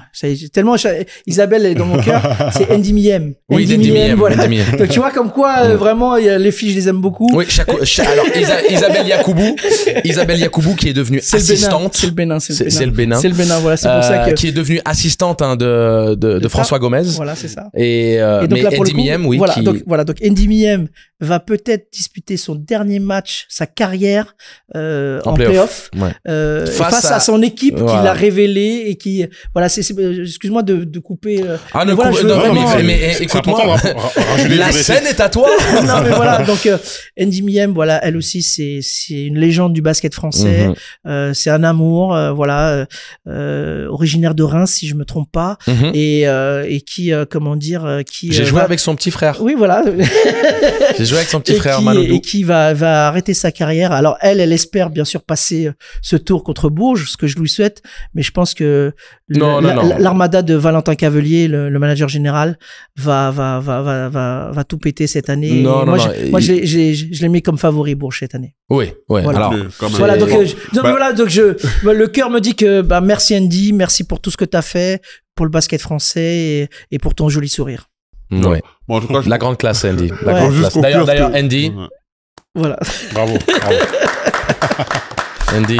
Voilà. Juste conclure, je pense que on est d'accord. Je pense que Bourges favori sur ce match-up, mais je pense tout simplement favori pour remporter le titre cette année. Série super intéressante. Il y a 2 séries pour moi super intéressantes. On pourrait même dire 3, mais Bourges, Tarbes. Ce sera un 2-0 parce qu'il faut rappeler le format à cause du calendrier lié justement à l'Eurobasket. Ce sont des playoffs raccourcis et donc c'est en 2 manches avec 2 manches gagnantes. 2 manches. Non, 2 manches. 2 manches. 2 manches tout court. Ouais, non, c'est pour ça que je rappelais le format. Okay. C'est en 2 manches sèches avec l'équipe la mieux classée qui reçoit le deuxième match et ça se joue donc au point avérage. C'est-à-dire qu'on peut avoir une égalité lors du premier match et ça se joue donc au différentiel avec une prolongation en cas d'égalité lors du match 2. On a un Charleville Montpellier très intéressant. 2 équipes qui à la maison sont en capacité de prendre le match et qui donc nous promet une sorte de série où ça va se jouer sur du point avérage. Charnay qui était pour moi l'équipe qui allait faire la grande surprise et se hisser jusqu'en finale. Il y a un hic, il y a un souci. C'est que Monique Akwa-Mokani, qui a été élue d'ailleurs dans le meilleur 5 de la saison, la franco-camerounaise, et qui a été donc qui a obtenu une opportunité de faire un essai en WNBA et qui donc quitterait la série playoff et donc le club pour partir faire son essai en WNBA dans le cadre d'une qualification en demi-finale. Ce qu'on a déjà vu par le passé, notamment du côté d'Angers avec Peterson, qui avait c'était l'année dernière d'ailleurs, ou c'était il y a 2 ans. Non, Peterson c'était il y a 2 ans, qui avait donc quitté Angers. Va pas plus loin, Angelo. L'américaine l'année dernière qui était à Villeneuve d'Ascq. Avant la finale, c'est sans l'américaine qu'ils ont gagné. Exact, avec Kennedy qui était parti. C'est dingue. Imaginez, elle va jouer la finale. Et Kennedy qui était MVP. MVP du championnat. Et qui est parti. Donc, c'est dingue. Donc, c'est un petit peu ça le cadre. Charnay, je mets une piécette dessus initialement, mais avec le départ de Monique, je pense que c'est quasi impossible pour elles de dépasser. Elles gagneront l'écart. Je suis confiant sur ça, mais de venir chambouler la hiérarchie du dernier carré. Et dédicace à Charleville-Mézières aussi et Amel Boudera qui prend sa retraite. Oui. Donc on a Andy Miem qui probablement va jouer son dernier match. Une autre institution du basket français, Amel Boudera. Je crois qu'elle a un record de passes sur la ligue. Elle est deuxième meilleure passeuse de l'histoire de la ligue féminine. Voilà. Du côté de Charleville, on l'appelle la mère, tout simplement, la mère de la ville. Et donc elle va elle aussi prendre sa retraite à la fin de l'année. Donc les filles partent une à une. On a eu Céline Dumer, on a eu Elodie Godin, on a Andy Miem. Maintenant, on va avoir Amel Boudera. Donc, voilà, il y a un petit pincement au cœur parce que ce sont des joueuses qui ont tellement marqué l'histoire du basket français féminin. Voilà. Donc, on a cadré la Ligue féminine. Voilà. Il y a la finale Charleville-Mézières-Bourges en Coupe de France. Aussi à noter, qui arrive là dans 10 jours. Le 25. Le 25. Mais juste une parenthèse, que le match du coup de Paris est terminé. Ils ont créé justement l'exploit. Justement, voilà. Paris a battu le Real. Paris a battu le Real. Paris. Voilà. Paris a battu le Real et va continuer justement. Donc, ça sera, du coup, on connaît du coup une troisième affiche, hein. Donc, c'est Paris, Fenerbahçe. Voilà. Et là, il y a Angelo qui est en train de se dire, mais pourquoi j'ai Real Madrid contre l'Olympiakos? Madre mia! Moi, ça m'aurait plu, un petit Paris Olympiakos en quart. Bon, c'est parfait, franchement, félicitations. Justement, donc, du coup, le dernier match de play-in, on est donc sur le Real Bayern qui a gagné justement en Belgrade après prolongation, en termes d'un match, un gros match. C'est parti en prolongation. Je pense qu'il y a une dernière seconde. Voilà. Donc là, on a Real Bayern pour savoir qui va affronter Olympiakos pour le premier tour de l'Euroleague. Au Real. Ça a toute son importance. Voilà. Mais vous voyez, on a pu parler de basket européen, de culture du Final Four et des playoffs longue série, du basket féminin de manière extensive. Au-delà de sport en France, il n'y a pas un seul média qui traite de basket féminin avec autant de profondeur et de volonté de partager les informations. Et vous voyez comment le temps passe. Bien sûr. Donc il faut quand même qu'on aborde. Et évidemment, on aura le plaisir de recevoir des joueuses, des personnes, des instances, etc. Parce que l'idée, c'est de parler basket, tout simplement. Masculin, féminin, notre passion, c'est le ballon avant tout. Ouais, exactement. Ça sonnait très slogan. Je vais aller même plus loin. Handi basket aussi. Handi basket, effectivement. Ouais, le basket fauteuil. Sidney, The Saga continue. Exactement. Et Sidney qui sera un de nos invités très prochainement, qui d'ailleurs va faire son événement un tournoi 3-3 Handi basket au mois de juin. Ouais. Donc, j'ai plus la date exacte, mais t'inquiète pas. Vu le plus on va se rapprocher de l'événement, vous en faites même pas. On va vous partager les infos et on va faire la promotion comme il se doit. Exactement. Si on parlait un petit peu. Mais c'est très intéressant parce que on a parlé de basket européen, comme quoi l'Europe s'en porte très bien et Adam Silver, on n'a pas forcément besoin que tu viennes contacter Nasser pour récupérer notre jeu à nous, notre terroir, notre produit. Bon, écoute, moi je postule pour être speaker, donc. Adam, désolé Adam, je me suis trompé. Venir peut-être, il y a un job à prendre peut-être. Alors, s'il te plaît, j'adore les Lakers, mais à un moment donné, il faut bien manger. Adam, c'était une blague, tu sais très bien. C'est de l'humour français, voilà. Moi, justement, à propos de ta casquette, justement, le jour où tu as mis les Lakers, que tu as bien changé, on arrive maintenant au playoff, justement. Bon, maintenant, le basket commence. Non, parce qu'en saison régulière, on sait qu'il se passe plein de choses, mais la réalité des playoffs, c'est autre chose. Regarde bien. Il y a un doigt. Technique, et un deuxième, et un troisième, et un quatrième. Tant que t'as pas mis le middle finger, c'est bon. Non, mais c'est une boutade, évidemment. Non, mais tout ça pour dire que voilà, là, les playoffs commencent. Voilà. Alors, là où la saison régulière, elle a été très, très, très intense à l'ouest, surtout. On a vu justement un dernier match Clippers, par exemple, Clippers Golden State, incroyable. Draymond Green, toi qui aimes bien taper sur les doigts des gens, je tiens à taper sur les doigts pour le panier que tu rates à la fin du match. C'est très, très important. Bien sûr. Voilà, je le dis honnêtement. Et Golden State, à la surprise, parce que franchement, ils avaient fait une très belle deuxième partie de saison. On va aller en play-in. Défaite contre les Clippers de James Harden et Kawhi qui commencent à retrouver leur niveau. Et une défaite qui est surtout due aussi à la... Il a survolé la saison, c'est Kawhi là. Mais surtout la défaite, une défaite contre les Spurs, justement, au buzzer d'Harrison Barnes, en plus. Ce qui est un peu ironique parce que c'est un ancien joueur de Golden State où il perd contre les Spurs qui n'avaient plus rien à jouer et qui, du coup, va faire que Golden State va affronter les Grizzlies au premier tour et les Mavs vont affronter Sacramento au premier tour. Mais là, sur les affiches qu'on connaît, je voudrais d'abord commencer à aller à l'Est, parce que l'Ouest, c'est beaucoup trop chaud. On va pas commencer là-bas. On commence à l'Est d'abord. Là, on connaît déjà 2 affiches. Donc, on a Indiana qui va affronter les Bucks. Contre les Pacers. Et on a New York qui va affronter Détroit. Avant juste de commencer, je voudrais quand même féliciter comme la franchise de Détroit, parce que je vais pas vous mentir qu'au début de l'année, je les voyais vraiment pas aller en playoff. Surtout l'année dernière, c'était catastrophique. Mais c'était une équipe qui était plaisante à voir jouer. Une équipe qui a un bilan positif, qui a même doublé, voire triplé le nombre de matchs qu'ils ont gagné l'an dernier. En même temps, voilà. l'année dernière, ils ont gagné 4 matchs. Bon. Détroit qui est passé de la pire équipe de l'année dernière est passé d'une équipe plaisante à voir jouer et qui vont affronter les Knicks, les Knicks cette année avec un Tom Thibodeau qui tue ses joueurs avec un temps de jeu à 40 minutes chacun, limite. N'oublie pas de mentionner la série sur la saison. Détroit et New York ont joué 4 fois et Détroit a gagné 3 fois sur 4. Voilà. Et en fait, New York, là où moi j'ai un problème avec New York, on va dire ça, c'est que New York, ils ont quand même un bel effectif sur le papier. Hein. On a vu Tams qui fait une très très bonne saison pour sa première à New York. Mais j'ai l'impression que contre les gros, il y a un problème avec les Knicks. Si on fait un petit preview de la série, ça va être la castagne. Pour moi, Détroit, c'est une équipe qui lâche pas. On l'a vu, la Minnesota, qui lance à la bagarre. Les Workers. Mais après, Détroit, ils l'ont dit, hein. Détroit, ça n'a jamais été réputé pour être une équipe un peu softy. Voilà, c'est une équipe où, si tu vas les gagner à Détroit, c'est la bagarre. Là, en plus, ils ont fait une petite règle, la franchise où ils ont minimisé les venues de supporters hors Michigan pour vraiment que le Game 3 et le Game 4 à Détroit soient vraiment remplis de fans de Détroit. Et parce qu'ils n'ont pas gagné depuis très longtemps les playoffs. Je crois le dernier match qu'ils ont gagné en playoffs, c'est en 2008. La série contre Boston 4-2. Et donc voilà, ça c'est une série que j'ai envie de voir quand même, à ma grande surprise. Moi, Détroit, je me dis de base, ouais, bizarre, mais cette année, j'ai envie de voir ce qu'ils vont faire et je vois pas les Knicks super les Pistons, personnellement. Ok, donc pour toi, qui sort de victorieux? Les Knicks, mais un petit 4-1 ou 4-2. D'accord. Voilà. Vous avez un avis, chers messieurs? Alors, si on était sur la dynamique d'il y a 1 mois et demi des Pistons, j'aurais dit que les Pistons prenaient la série. Je pense que les Pistons peuvent sortir les Knicks. J'ai pas foi du tout dans les Knicks.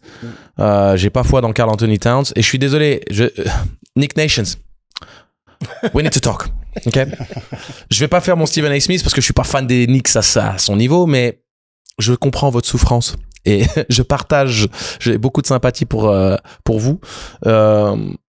Ça peut passer, mais il y a ces piégeux. Ce qui joue en faveur, on va dire, des Knicks, c'est qu'il n'y a pas une dynamique magnifique à l'entrée des playoffs pour les Pistons qui ont perdu. Ils sont fatigués.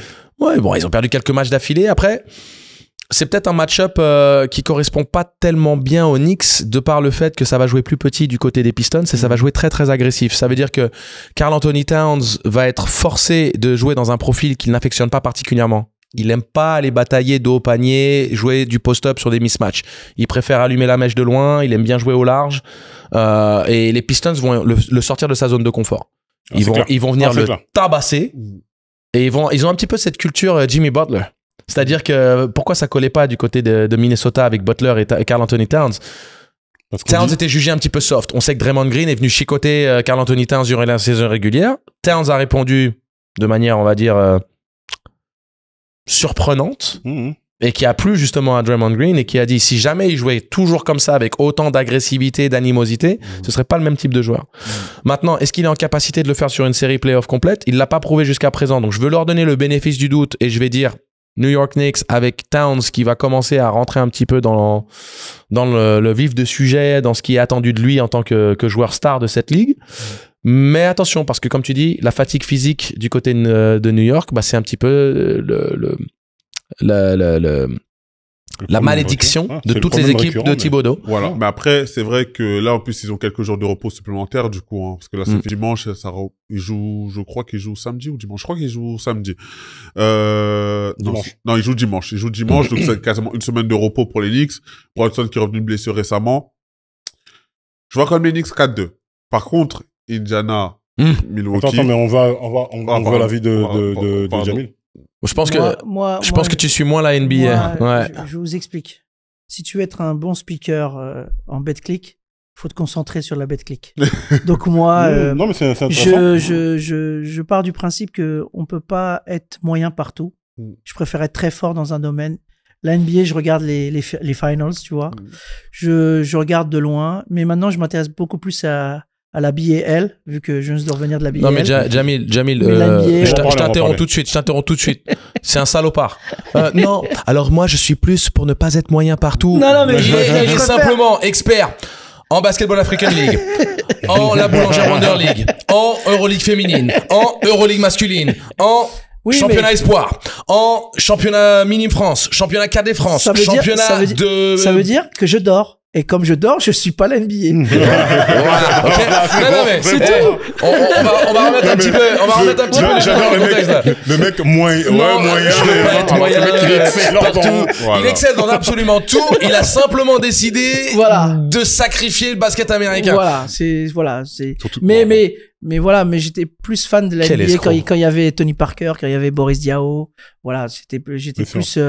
Mais maintenant, j'attends que Victor me redonne encore plus le goût de m'imiter. Depuis qu'en plus Victor s'est blessé. Non, mais pour dire la vérité, je vois. Il faut donner les fleurs en temps réel. Jamil est une encyclopédie sur pattes du basket. De toute façon, vous l'avez bien ressenti dès qu'on a commencé à parler de BetClick, de Ligue féminine et autres. Si vous êtes allé dans une salle francilienne et autres, sur les 28 dernières années, vous avez forcément entendu la jolie voix de Jamil. Non mais t'inquiète pas, on a quelque chose pour toi tout à l'heure. Vous en faites pas, vous préparez un truc. Mais sinon, mais je prendrais New York. Voilà, je pense que New York va passer. Le cœur de New York. Moi, je suis pour New York. Mais effectivement, Tom Thibodeau, la manière dont il fatigue ses équipes et la dynamique avec laquelle ils arrivent, moi je crois dans les dynamiques des équipes, parce que c'est important, surtout quand tu arrives en playoff. Je suis d'accord. La dynamique dans laquelle l'effectif de Thibodeau arrive, fatigué sur les rotules, avec des joueurs un peu frustrés de ne pas avoir joué. Il y a des mecs qui vont clairement pas avoir une minute pendant les playoffs parce que déjà que ces rotations sont courtes, pendant les playoffs, elles sont encore plus courtes. Parle un petit peu de ce qui s'est passé quand même avec la sortie médiatique de Mikal Bridges, qui a dit ouvertement, il y a des opportunités de faire des rotations, là, en ce moment. Il y a des joueurs du banc qui mériteraient de jouer plus, et puis surtout de nous reposer, c'est pas une mauvaise idée. S'il l'a dit, imaginez ce qui se dit derrière son dos. Et à partir du moment où il se permet de le dire publiquement, c'est que la confiance commence à être rompue entre. On sait que Mikal Bridges, c'est quelqu'un qui n'a jamais raté un seul match. Bien sûr. Et surtout que les Knicks gagnaient. Exactement. C'est-à-dire que c'est même pas dans le sens où il y a une mauvaise dynamique, donc vous savez très bien que la misère déteste la solitude. Dès qu'il y a quelqu'un de misérable et dès qu'il y a quelqu'un de mécontent, ils essayent d'emmener tout le monde avec. C'était pas le cas du tout à ce moment-là. Ça se passait vraiment très bien à ce niveau-là. On a un gros Oji Anunoby qui est vraiment au four au moulin. Franchement, pour moi, c'est le cœur du jeu de New York. Lui, et je mettrais comme Josh Hart quand même. Hein. Et Josh Hart qui est vraiment l'homme à tout faire. Lui, c'est exactement. Il s'occupe des basses besognes, là où vous voulez pas mettre le pied, lui, mais il met la tête, tu vois, comme on dit. Et pour moi, si ces deux joueurs-là sont en forme, Brunson, évidemment, c'est le coup de poignard qui va finir les adversaires et tout. Mais en face, t'as des Kate Cunningham qui sont vraiment dans une dynamique où les mecs sont un peu revanchards déjà par rapport à la saison dernière. Ils reviennent en playoff avec toute la ville de Détroit qui va être avec eux. Et New York, face à tous à Détroit, Cleveland, Brooklyn et je sais plus quelle équipe, je crois qu'ils sont à 11 défaites pour une victoire. Mais justement, c'est là où moi je voulais en venir aussi, c'est que, juste pour conclure sur cette série, on a comme un très bel effectif des Knicks. Cette année-là, l'année dernière, ils perdent au second tour, si je me trompe pas, ils perdent contre Boston, je crois. Ils sortent Philly au premier tour, si je me trompe pas, les Knicks. On a comme un Brunson qui, l'année dernière, qui a fait une très belle saison, là, qui est un peu blessé à un moment, mais qui faisait une bonne saison aussi. Un Towns, je le dis aussi. On a Mikal Bridges qui a commencé à rentrer vraiment dans l'effectif. On sait qu'il est arrivé cette année, c'était un peu compliqué pour lui, l'adaptation, etc. Mais là, on l'a vu, ça y est. Et comme tu as dit, on a Josh Hart et Oji Anunoby. Ouais, exactement. Qui font un travail remarquable et en fait, qui n'ont pas besoin de lumière, qui vont faire le taf, du coup, de l'ombre. Et on sait très bien que dans des équipes de Knicks, qui représentent vraiment les Knicks, quand on connaît la grande épopée des Knicks, les joueurs de l'ombre, les joueurs de Castan, etc., on sait que les Knicks aiment ça. Et j'ai hâte de voir justement le Madison Square Garden en pétard, en feu, justement pour ce premier tour, parce qu'on sait que le gagnant va affronter les Celtics. Et là, par contre, ça va être une très très grosse série. totalement différentes. Bah, c'est un petit peu ça. Donc, coucou Spike Lee. Profite bien du premier tour parce qu'à mon avis, dès que second tour, si vous tombez sur Boston... Quand tu vas aller au Garden, c'est fini. Parle-nous de Indiana-Milwaukee. Indiana-Milwaukee. Alors, c'est... Indiana-Milwaukee, je vais commencer par là. Là où il y a un problème, c'est que déjà Lillard n'est pas là. Donc c'était celui qui était censé seconder Giannis, mais sauf que depuis... Giannis, dis Giannis s'il te plaît. Giannis. Non, respecte-nous s'il te plaît, mais alors là où ça va être... On dit Mbappé et on dit Giannis. Là où ça va être important... Moi, je suis pas forcément fan des Pacers. Après, ils ont fait une finale l'an dernier en finale de... Ils font une finale de... NBA Cup? Ouais. Bah, non, ils font une finale, justement, conférence contre Boston l'an dernier, parce qu'ils gagnent contre les Knicks au Game 7, avec des Knicks qui sont carbonisés. Cette année-là, Giannis, excuse-moi, depuis le mois d'avril, il est juste... il est en pétard. C'est des triples-doubles à gogo. Il fait justement le mois d'avril en triple-double. Troisième saison d'affilée pour Giannis Antetokounmpo avec des moyennes de 30, 10 et 5. Donc 30 points, plus de 30 points ou 30 points, plus de 10 rebonds et plus de 5 passes décisives. Et là, justement, là, je le trouve totalement lâché. Là, il a fait un match à 20 passes. Giannis qui fait un match à 20 passes. On a l'habitude. On a vu Jokic le faire. Là, on voit Giannis le faire. Et pour que Milwaukee gagne, il faut un Giannis comme un LeBron en 2018, pour moi. Il faut un Giannis qui, en pétard. Là, il n'a pas le choix. C'est lui qui va devoir porter l'équipe encore plus qu'il a fait cette saison. On sait que les playoffs, lui, il connaît. Il est déjà champion. Hein. Mais pour gagner Indiana, qui est une équipe plus complète que les Bucks, on va pas se mentir. On sait que les Bucks ont été assez décevants, je trouve, cette année. Et depuis l'arrivée de Lillard, je m'attendais à beaucoup mieux d'eux, mais malheureusement, c'est pas encore ça. Là, il y a pas Lillard. Ça veut dire que Giannis, il aura toutes les balles. Ça veut dire que Giannis, là, vraiment, il devra tout faire. Et si Giannis fait une série de playoffs, pour moi, il sera déjà à plus de 30 points, hein. On va pas se mentir. À 35 points, comme un LeBron en 2018 contre les mêmes Indiana, avec une équipe différente, mais voilà. Ça peut créer la surprise. Mais sans ça, je vois un Indiana passer tranquillement. Factorist Kuzma, Factorist Kyle Kuzma, avec son adresse extérieure, si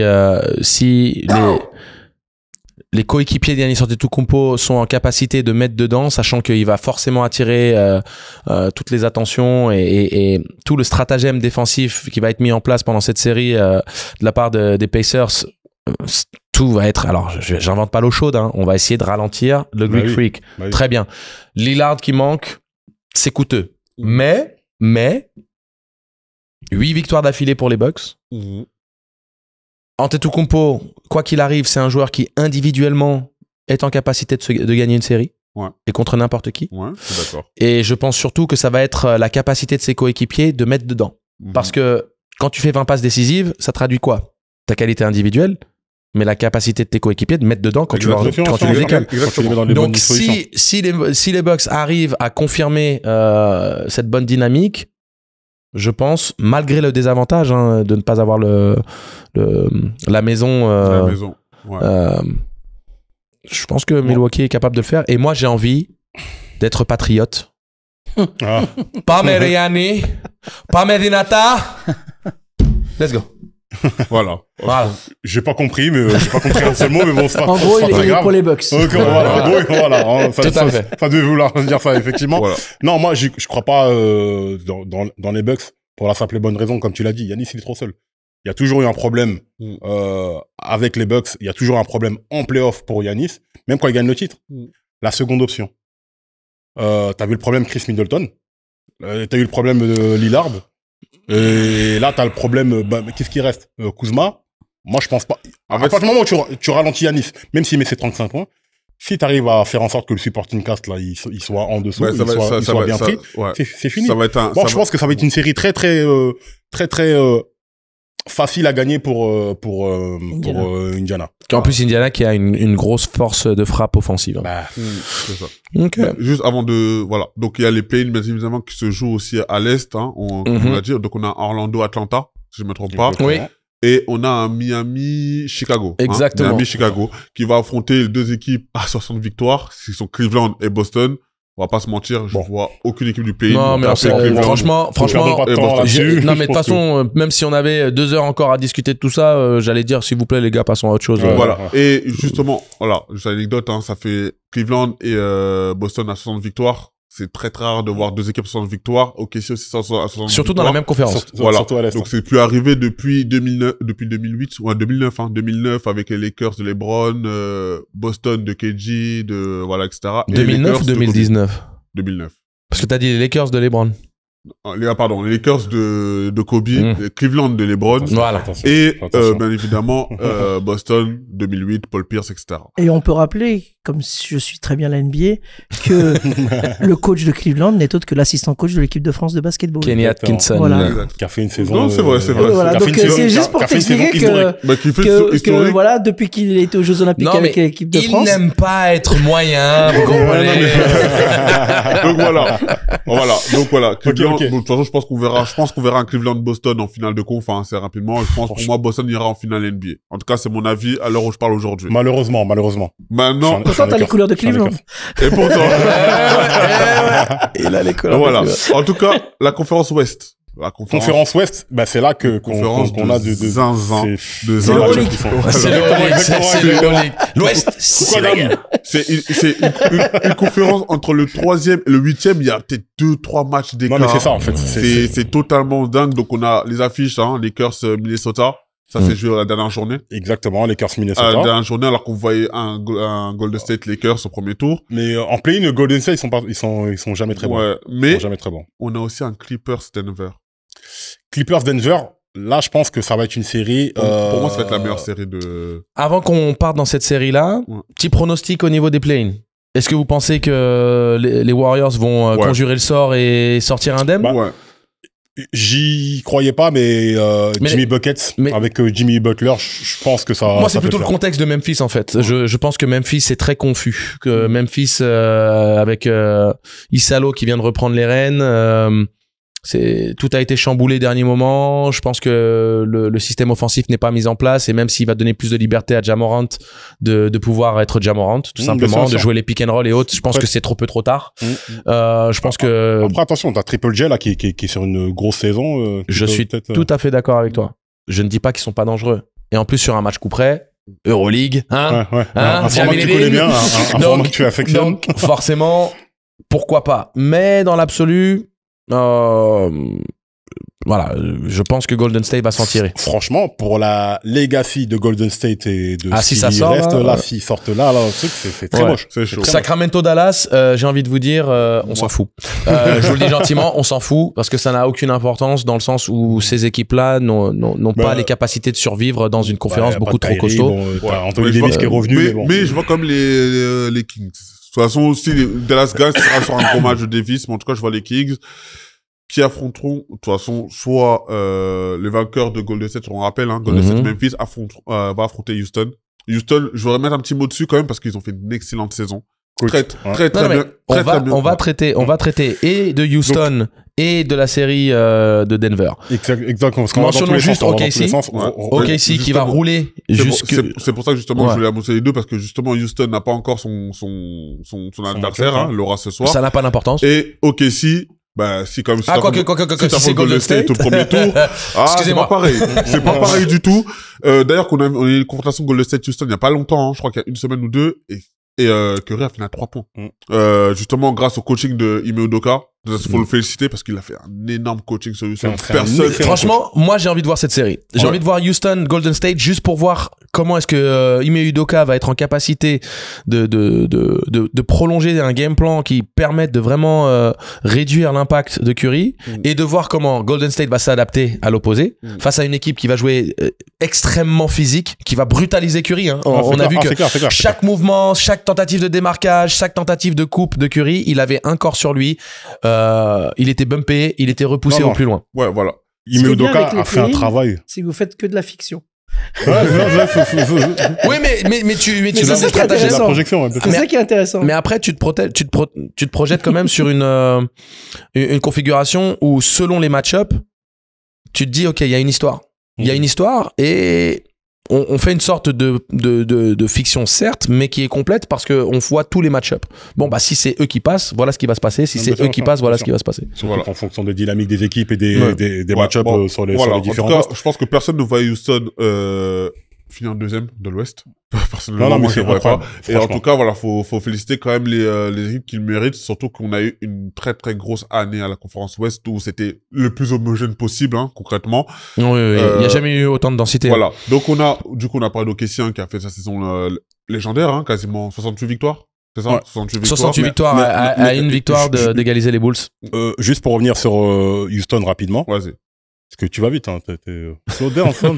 Slow down. Non, mais c'est... Screw and chop. Exactement. Texas, Houston. Exactement. I choke up to deuce from the south and the north. Laisse tomber, on va partir en vrai. On va partir en vrai. On a dit que c'était la culture aussi, hein, attention. Grosse série, parce que pour le coup, Ime Udoka, c'est des coachs qui coachent. Je sais que c'est un peu bizarre de dire ça comme ça, mais c'est des coachs avec une vraie philosophie. Et tu vois l'équipe où elle était il y a quelques années, où elle est aujourd'hui, c'est clairement sa philosophie de jeu. On a vu ce qu'il a fait à Boston dernièrement. Exactement. Il est parti pour un pour un problème. On sait qu'il est pas parti pour les raisons sportives. Hein. Voilà. C'est vraiment, Exactement. Il a ramené son équipe en ça va être une série intéressante parce que pour le coup, la jeunesse et la fougue et la détermination de Houston et la défense de mon gars là avec les tresses là, qui était au truc là, j'oublie toujours son nom. Ah, Brooks, Dylan Brooks. Ouais. On l'a charrié, etc., mais ce qu'il a apporté défensivement à cette équipe-là, je pense que les Memphis Grizzlies le regrettent un petit peu. Jalen Green, ancien de Prolific Prep, Prolific Prep, une des 3-4 meilleures prep schools des États-Unis. Il y aura Brian Mitchell sur le côté, donc ça, voilà, c'est jamais déplaisant. Mais moi, je pense que cette série, elle va être excellente et j'aimerais bien qu'ils sortent les Warriors. Warriors France, désolé, mais... Moi, je suis d'accord. Faites ça. Merci, ça. Merci. Voilà. Moi, je vais les voir sortir les Warriors. C'est bon. Moi aussi. Surtout moi, c'est pas pour Steph. Hein, j'adore Steph, mais Draymond, excuse-moi, Draymond, il faut que tu manges ta douille, là. C'est pas possible. Surtout qu'on sait qu'entre parenthèses... J'ai juste une question par rapport à ces histoires de play-in. Quel est le plus long parcours d'une équipe qui a été en play-in depuis que les play-in existent? Les Lakers, finale de conf. Non, je crois que le Heat, hein. Les Lakers qui font en finale de conf. Le Heat qui fait finale NBA. Finale de conférence ou finale NBA? Non, finale NBA avec l'année Butler, là. Ouais, c'était le play-in. Ouais, c'est le play-in, ils ont commencé au play-in et après ils ont battu... D'accord. Parce que Milwaukee, c'est quoi? C'était premier ou deuxième, je crois? Oui, ils sont passés au play-in, ils ont gagné, du coup, c'est la série.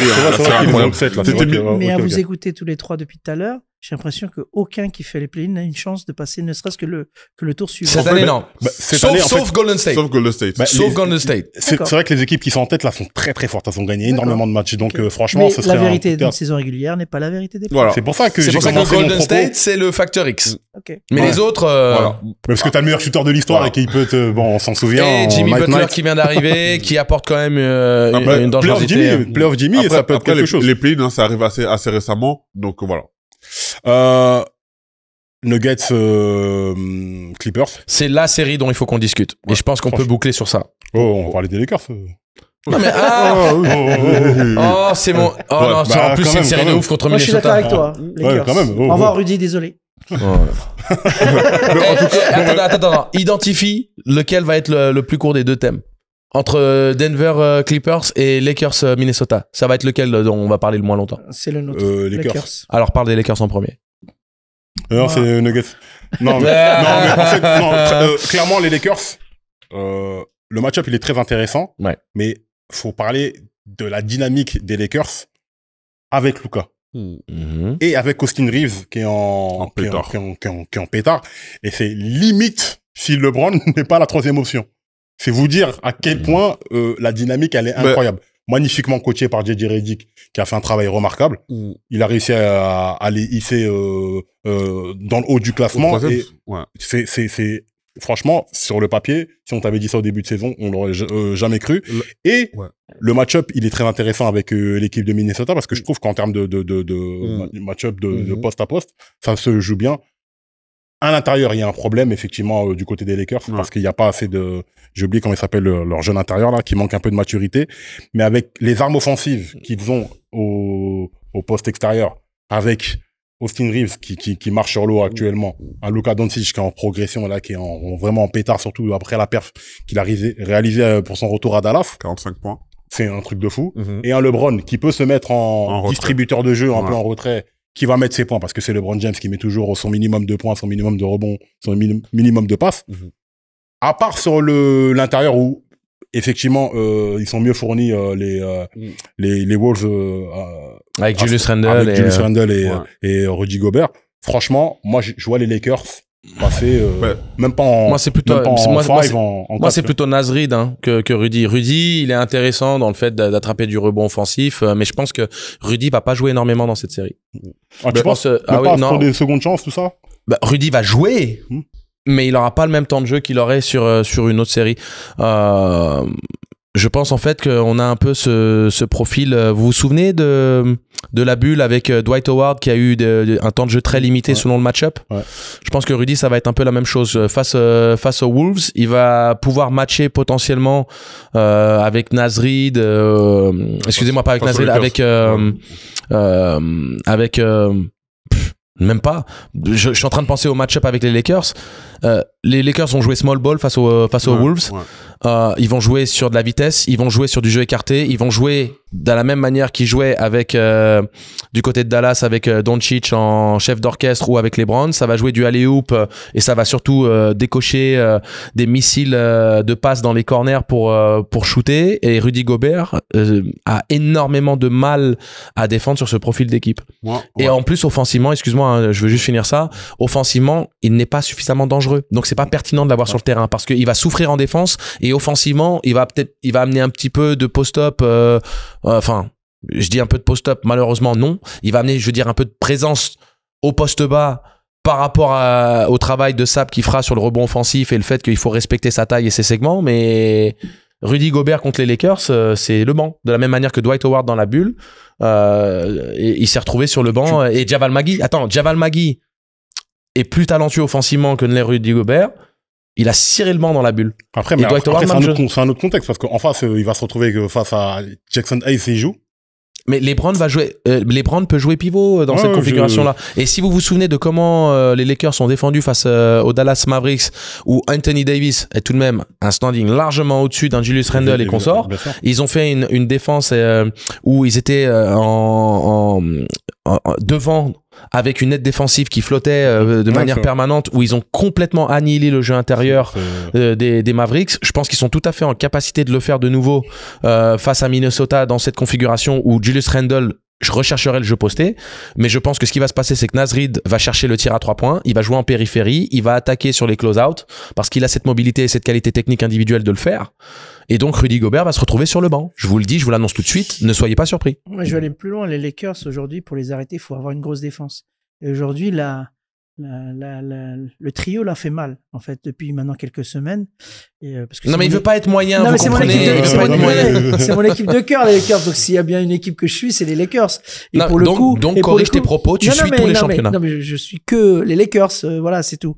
Et moi, je pense que cette année, ils vont faire mal, et ils vont faire très très mal. Et aujourd'hui, la clé pour stopper cette équipe, c'est la défense. Qui va pouvoir défendre sur les trois en même temps? C'est ça. C'est ça le problème. C'est mathématique. C'est la grosse difficulté aujourd'hui de pouvoir stopper les Lakers. Mais je pense que justement là où c'est intéressant, c'est que tu parles beaucoup de dynamique depuis tout à l'heure.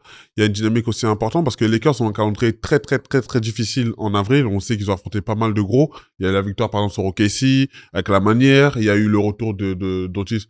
On sait à Dallas c'est jamais facile, genre de retour. On sait que c'est très très émouvant pour lui. Il y a aussi la connexion entre Reeves et Doncic qui sont super bien trouvés depuis l'arrivée de Doncic. On sait que des fois, c'est pas facile d'avoir quelqu'un qui a autant la balle, qui attire autant la balle, etc. Mais je trouve que Doncic, voilà, il s'est très bien acclimaté au jeu, justement.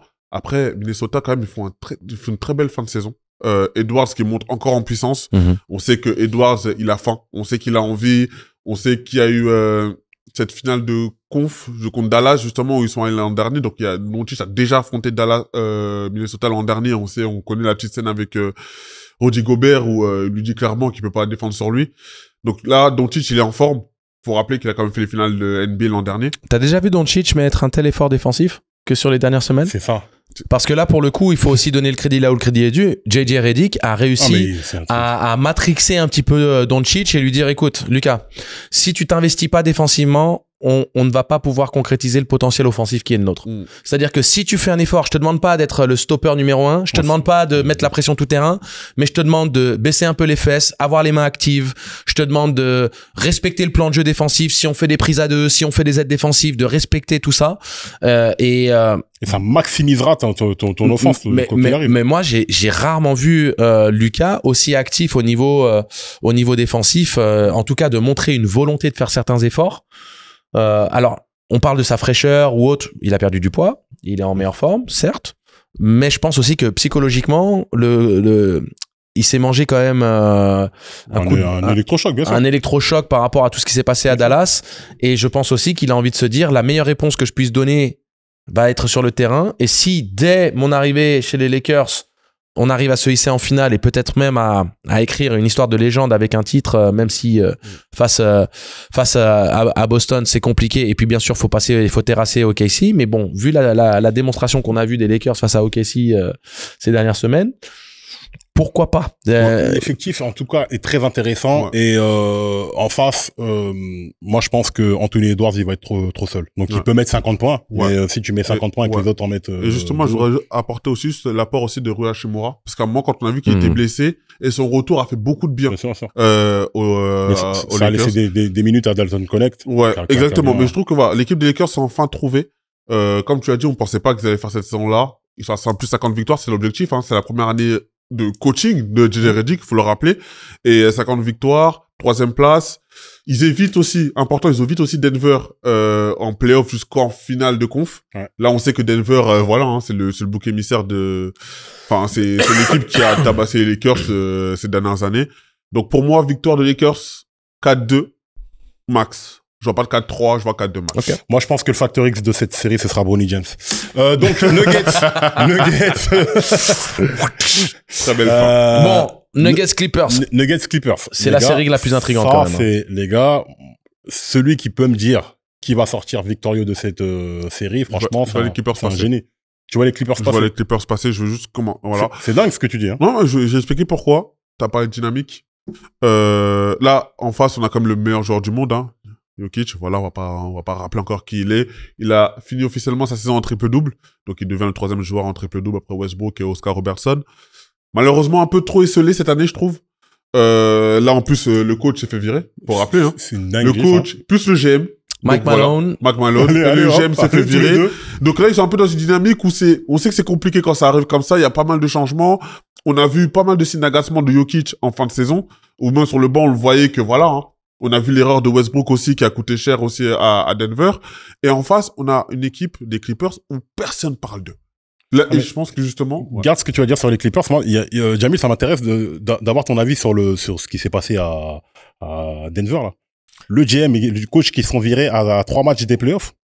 J'ai jamais vu. Welcome to NBA. C'est comme ça, c'est des façons de faire que nous en Europe on aurait du mal à accepter, mais c'est le business.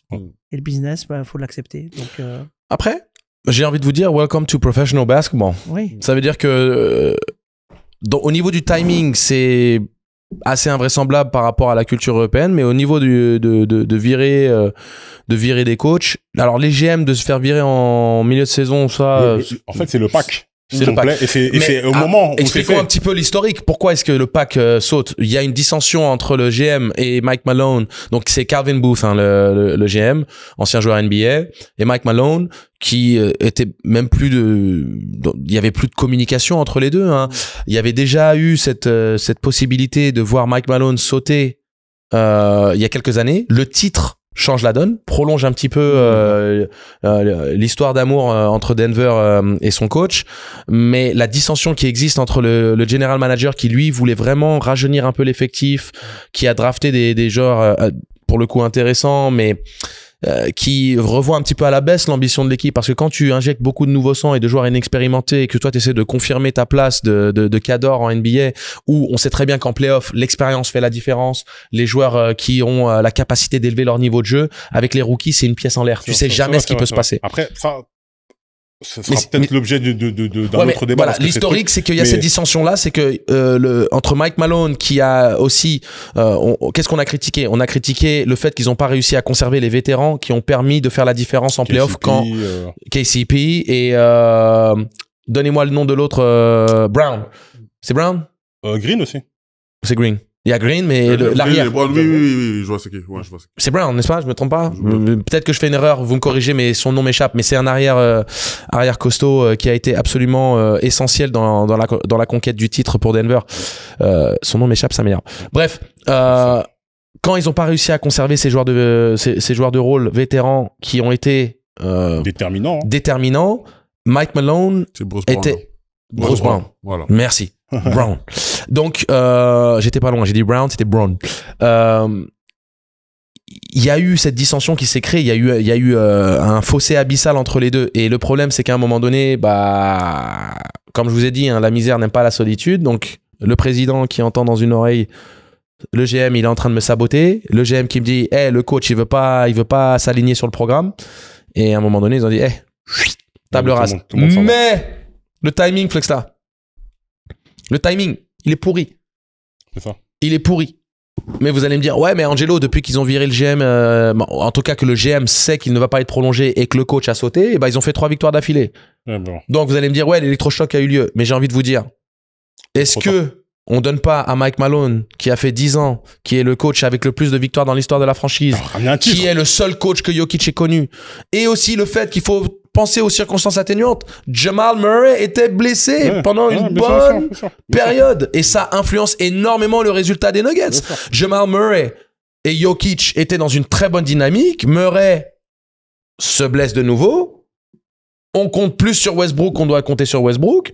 Si c'est pas pour l'erreur de Westbrook, les Nuggets sont 3e. Non mais, et encore Westbrook, grand respect, moi j'adore ce joueur.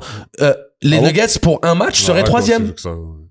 Okay. Mais bien, alors ça on peut faire, je peux faire une lettre d'amour à Westbrook. Mais moi j'aime bien Westbrook. Non, t'as le droit de pas aimer, mais tu ne peux que respecter. Il fait une erreur, mais t'es obligé de respecter. Mais pour cette erreur-là, cette erreur t'a brisé le cœur, très bien. Mais pour un match, il serait 3e là. Et on parlerait pas d'échec de saison ou quoi que ce soit. Donc, on peut dire que quoi, c'est l'erreur de Westbrook qui coûte la place à Malone. Non, évidemment. On est d'accord. Donc, ce que j'essaie d'expliquer, c'est que pour moi, quelque part, c'est sévère. Parce que s'il avait perdu ces matchs-là, alors que Jamal Murray était là, pas de problème. Là, vous allez dire, non, il faut qu'on ait un électrochoc. Mais là, Jamal Murray, il revient.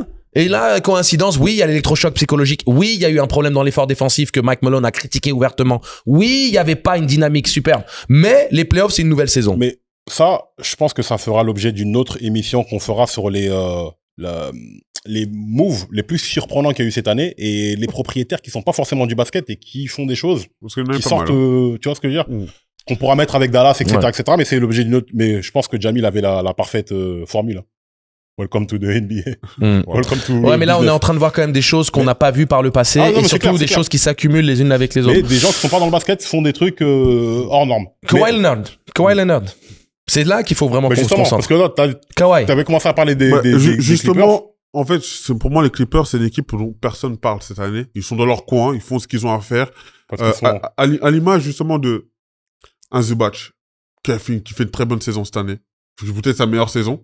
Ils arrivent à le trouver, ils arrivent à l'impliquer offensivement. Norman Powell, qui fait une très bonne saison aussi. Qui aurait dû être All-Star. Voilà. Exactement. On parle pas de lui, mais la meilleure troisième option. Et après, bien évidemment, on parle du duo James Harden qui fait une très très bonne saison cette année.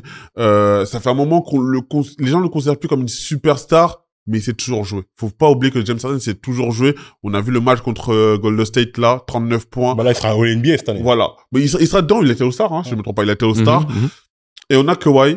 Moi, je vous dis la vérité, j'ai un problème avec Kawhi. Je pense que les gens qui me connaissent vraiment savent que... Il doit combien? Il est très fort. Il est très fort, mais le nombre de fois où tu le vois jouer et le match après, il est blessé et tu sais jamais ce qu'il a, tu sais jamais ce qui se passe avec lui. Et c'est un peu le problème, tu sais, parce que c'est un grand joueur, c'est un mec qui a ramené un titre à Toronto où personne voyait Toronto gagner le titre. Aujourd'hui, là, au Clippers, il a toujours pas fait une série complète, Je pense qu'il a peut-être fait une série complète. Mais là où je rebondis sur la dynamique actuelle, parce que Kawhi, philosophiquement, on peut en faire un podcast en entier. Mais justement, là où je vais en parler, c'est que la série va dépendre de lui. C'est pour ça que j'en parle. C'est que si Kawhi fait une série complète et qu'il continue sur la dynamique, justement, des Clippers, comme le font là, Les Clippers gagnent 4-2. Alors attends, parce que là, t'es en train de mettre le doigt sur quelque chose de très important. Tu dis que c'est Kawhi la différence. Donc, est-ce que tu mets une piécette pour les Clippers d'aller en finale de conf, voire même en finale NBA? Là, ils ont quoi? Ils sont 5e. Ça fait 4-5e, ils pourraient jouer contre... Oublie, regarde, il y a un match de différence entre 5 équipes. Justement, ça veut dire qu'ils pourraient jouer contre OKC, justement, en demi. Et pour moi... Il est sorti. Pour moi, oui, les Clippers peuvent sortir OKC. Oui. Pour moi, les Clippers peuvent sortir OKC. Donc, oui, ils peuvent aller en finale de conf. C'est pour ça que je parle de match-up, parce que... Mais réponds à la question, quoi. Oui, je dis oui. Tricotes. Donc, voilà, je dis oui, justement. Et c'est là où, justement, les Clippers qui a peut-être une des plus belles dynamiques de fin de saison. Là, honnêtement. Est-ce que c'est l'année des Clippers? C'est possible. Mais les Clippers, le problème, c'est que c'est des chokers. C'est là le problème des Clippers. C'est que... Question. Bon. Tu as dit, ça dépend de Kawhi Leonard. Si Kawhi Leonard continue sur sa dynamique actuelle, est-ce que tu vois Ils peuvent aller en finale de conf facilement, ouais. Ça serait bien pour Nicolas Batum. Ouais, messieurs, dames, nous allons terminer cette émission. Je pense qu'on a été très long, mais comprenez que quand on est passionné, on se laisse aller à plein de je suis un peu bavard parenthèses. aussi. Non, mais t'inquiète pas, Jamil, je dois être le pire de nous 4. Non, quoique non. Je te connais depuis trop longtemps. Il y a un bon duo, un bon duo de casse-couilles, mais attachant. Hein. On est attachant. Ça va être particulièrement intense, ça va être particulièrement intriguant. On vous a parlé d'une superbe triplette, hein. Les play-in et play-off d'Euroleague, les play-offs de Ligue féminine, hein, la Boulangère Wonder League, et les play-in et play-off de la NBA. Si vous aimez le basket, vous allez en bouffer. On est arrivé au mois d'avril, messieurs, dames, et le buffet est ouvert. Donc régalez-vous. Nous, on va débriefer ça. On va se retrouver la semaine prochaine. Merci à tous pour le love, merci à tous pour les follows, merci à tous pour les partages, merci à tous pour les commentaires, merci à tous. On a forcément besoin de vous pour grandir. Continuez à partager les liens, l'information. On est là et on est là pour durer et rester. Vous pouvez compter sur nous. @temps mort show sur toutes les plateformes. Vous n'avez pas d'excuses. On est aussi sur toutes les plateformes d'écoute. Et puis Flex Takim the Dream. Toujours un plaisir d'animer cette émission en ta compagnie. Jamil Eddine. J'aime bien. Merci du fond du cœur pour ta bonne humeur, tes qualités d'encyclopédie sur pattes et surtout deux mecs moyens qui maîtrisent absolument tous les championnats. Mais voilà. Et puis, pars pas très loin parce que c'est pas fini. Vous savez très bien, temps mort prolongation dans lequel on va aborder 2-3 choses intéressantes. Donc, je vous invite à couper cette vidéo, à mettre un like, à vous abonner si c'est pas déjà fait, et à lire la vidéo qui viendra après, qui arrivera très très très rapidement, dans laquelle on va parler d'un grand homme. Je n'en dis pas plus. Mais j'espère que vous n'allez pas oublier aussi de soutenir mon club Montvalérien avec le lien pour la fondation du sport. Parce que moi, j'attends toujours la cagnotte, 1 million d'euros. À partir de 1 million, il y a moi, je peux dire, s'il y a 1 million d'euros, je donne 100 000 euros à Temps Mort Show, sans problème. Sans hésiter. Sur ça, je dis temps mort et à la prochaine.